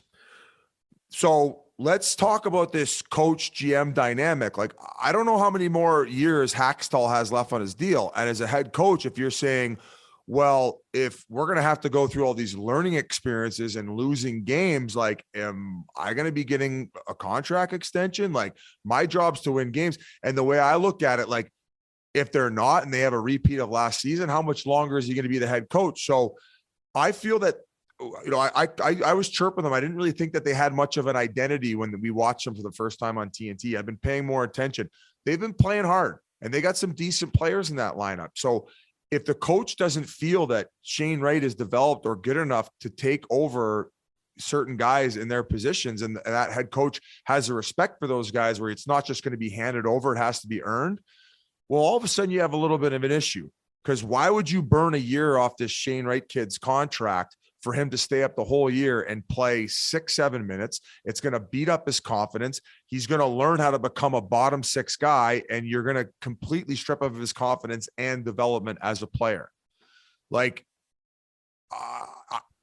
but this is where, when I step in and say, I think it's so fucking stupid when a guy has dominated the junior level. Why are you going to send him back there? And in some cases to develop poor habits because the game becomes too easy. This is where there should be, in my opinion, a first round exemption, just like there is in junior hockey. When you're a 2-round draft pick or the first 2 picks of the team, you get to play as an underager. Why wouldn't the first round pick of an NHL team, if he's too good and dominating junior, get to go play in the American Hockey League? The American Hockey League has already basically forced it to be a younger league. When I played in the American Hockey League, you had a 5 veteran rule. Now that's dropped to 3. And most guys playing in the American Hockey League are younger guys. And they also did that to keep the salaries down, because these young guys don't make the 350, 400 that the guys who have played a handful of NHL games, who are over 300 pro games, who are considered a veteran. They've basically alienated to become a young development league. Well, then fucking put it to work. And then the other side is, people would say, Berkey actually texted me when I said that on TNT. He goes, it would destroy junior hockey because they wouldn't be getting these star players back. Where I'm like, the NHL reigns. It's more about the players' development than junior hockey sustaining its relevance, and I guess like selling more tickets because you have a star player. Shane Wright should be in the American Hockey League developing. He's not yet ready for the NHL, and that's clear with what we've seen so far. Let him go develop in the AHL with. And as far as the dynamic between coach and GM, you can dive into that if you want, because it seems like it's a little hostile. I wanted to dive in. It is a tough argument because of how important junior hockey is all across Canada, with all these different small towns and cities that have teams. And the thing that kind of grabs me most is that if you're European, you're lucky enough where you can play in the NHL. And it's almost unfair to a player a little bit that, well, I'm kind of too good for junior. I'm using quotations, and maybe I'm not ready for the NHL, but I don't want to go back to junior. Like, I'd rather be practicing here. I don't necessarily think that's great for a player. my argument towards all the people online who went ballistic, and maybe that's an over exaggeration, but people I saw so upset that Shane Wright's grandparents were in town for a 3-game homestand and he got scratched 3 straight games. They didn't get to see him play. No. Sorry, Granny. This is the National Hockey League. I love you, Nana. I can't get behind people like Haxtell has to play in 1 game. Poppy was in town. Fucking Poppy can go watch Judge Judy and wait out his grandson's turn to be in the NHL because the coach of his team doesn't think he can help him win. Does it suck? Is it something that I'm sure Nani and Poppy were upset about? Yes, but you cannot be mad at a coach who, like Biz said, is like, I have to win games or I'm going to be fired. And basically, I would look at it like, Haxtell is probably hired as a sacrificial lamb. It's like, all right, we're going to suck for a few years. You're going to teach these guys how to be professionals. But in the end, when it's time for us to compete, you're probably not going to be the coach. Well, he's looking at it like, I want to be here as long as I can. This kid may be the 4th overall pick, whatever he was. He doesn't help our team right now. I'm not going to play him because, his grandfather has a cane and he's at the game. I got a cane. Or if you're the coach, say, fuck, I'll play him 18 minutes. I'll let him run the power play. Sign me to a fucking contract extension. Yeah. But it is odd to see a coach and GM kind of going back and forth at each other without actually doing it, in that Francis has been open and saying, like, he can't be playing 6 minutes a game. Like, that's not going to do it. Hey, guys, if there's one guy on this pod Biz who knows did about that. playing 5-6 minutes a game, I'd forget what the puck felt like every time I touch it out there. And if I made a mistake, next thing you know, you're sitting the rest of the game, and you can't. If you're drafting a player to be this offensive threat, and all of a sudden you want to teach him these habits where it's like, hey man, you get over the red, make sure you put it in that corner, and don't do anything creative offensively, or you're going to be sitting your ass on the bench. Not the way it should be going. But you know where he could go at a professional level to play against guys who are a little bit heavier and there is a little bit more structure? The Always Hungry League. The Always Hungry League. Shout out for Seattle fans. The team is more fun to watch. But they've had more success, and you have a gem on your hands with Matthew Beniers. Oh yeah. This guy, the pace he plays at, the quickness, he's new age NHL. He's going to be around for a long time. He's going to be a star in this league. He's got 8 points in the 10 games this season. That is a huge bright spot for knowing already we hit a home run on that draft pick. Hey, and speaking of new age NHL, we glanced over it with the loss on the road for the Leafs, but dude, the dude had 2 sick ones in that game. The OT winner off the post and the Selly. By the way, Anaheim in their last 23 power plays. Did you hear this? Did you watch the game? I watched the game last night, Sunday night. They haven't scored, and they've given up 2 shorties. So they're -2 in their last 23 power plays. That's amazing that you're actually being outscored 2-0 on the last 23 power plays. So the dude maybe has to get it going 5-on-4, but 5-on-5, there's no issues. Both goals were sick. Backhand, shelf, and then the OT winner of a rip off the crossbar. Biz, just back to the Shane Wright stuff for a minute. That had me thinking about Joe Thornton's rookie year, where Pat Burns really held the leash on him. He only played 55 games.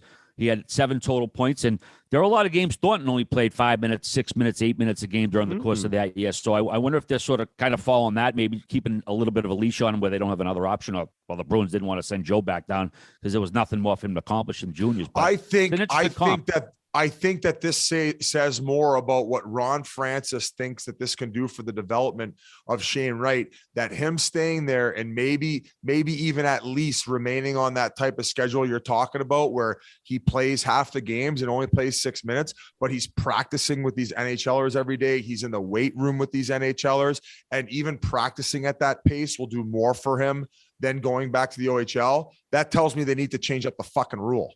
Okay, well, yeah, I can learn to be a pro there. But I agreed on what you're saying, RA. You saw it firsthand, right? And hey, fucking Joe Thornton turned out to have a decent career. And then they traded him 5 years later, but we'll forget about that part. Congrats to Josh Bailey, played in his 1,000th NHL game and scored the game winner for the Islanders at the same time. Big props to him. And Devin Dubnyk officially retired. The 36-year-old is getting into the broadcasting game on the NHL Network. He had 12 seasons with Edmonton, Minnesota, Arizona, Colorado, and San Jose. Was a Vezina finalist and a Masterton winner. You guys played with or against both of these guys, right? Probably the quietest 1,000 games ever played. Crazy. Remember when I thought he had 200 games played and he was at like 830? I mean, an Islander fan will tell you they've loved watching this guy since the minute he came on the team. Dealt with being a healthy scratch this year, which pushed his 1,000th game back. So the Islanders, I'll ask you guys a question, and I might be giving it away. Do you know who leads the league in 5-on-5 goals scored right now? The New York Islanders. Yeah. The New York. Do you guys know who's last place in 5-on-5 goals scored in the NHL right now? Yeah, I'd probably be able to figure that out. I don't think you will. The Leafs. No. The Colorado Avalanche.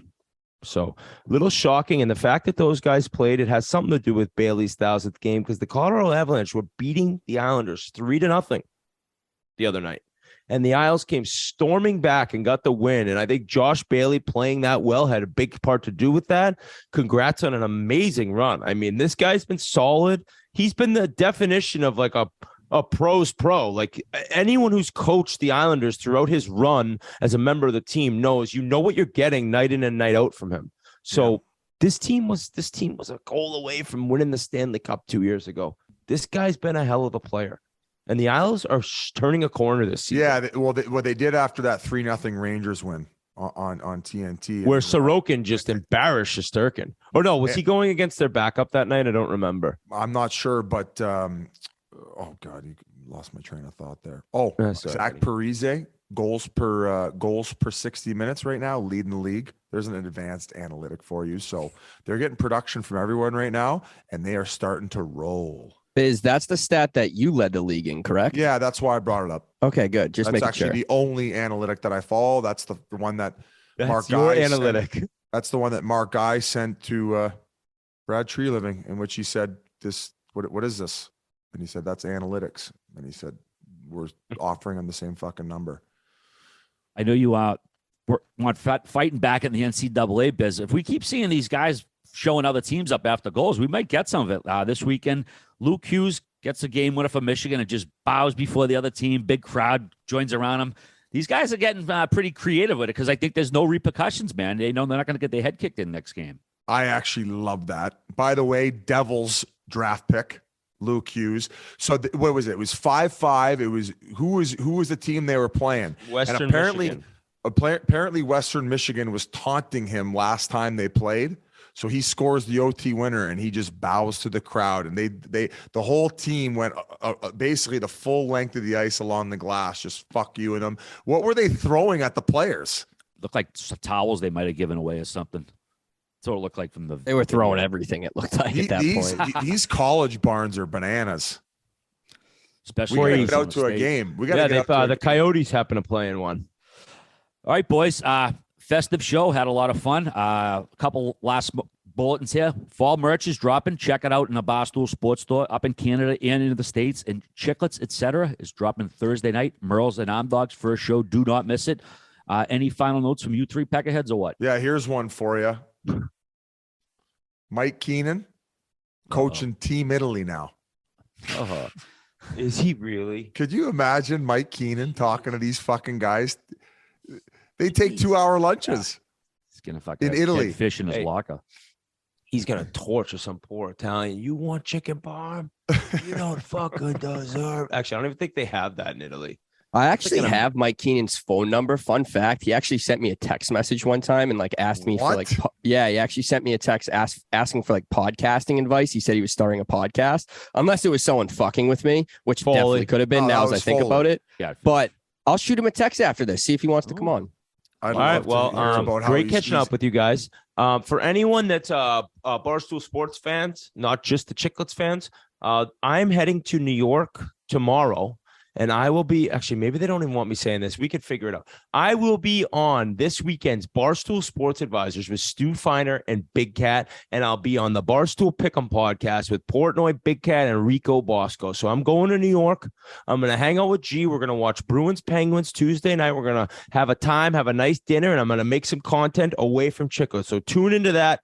and I appreciate you all. I love you all, and happy Halloween. Peace.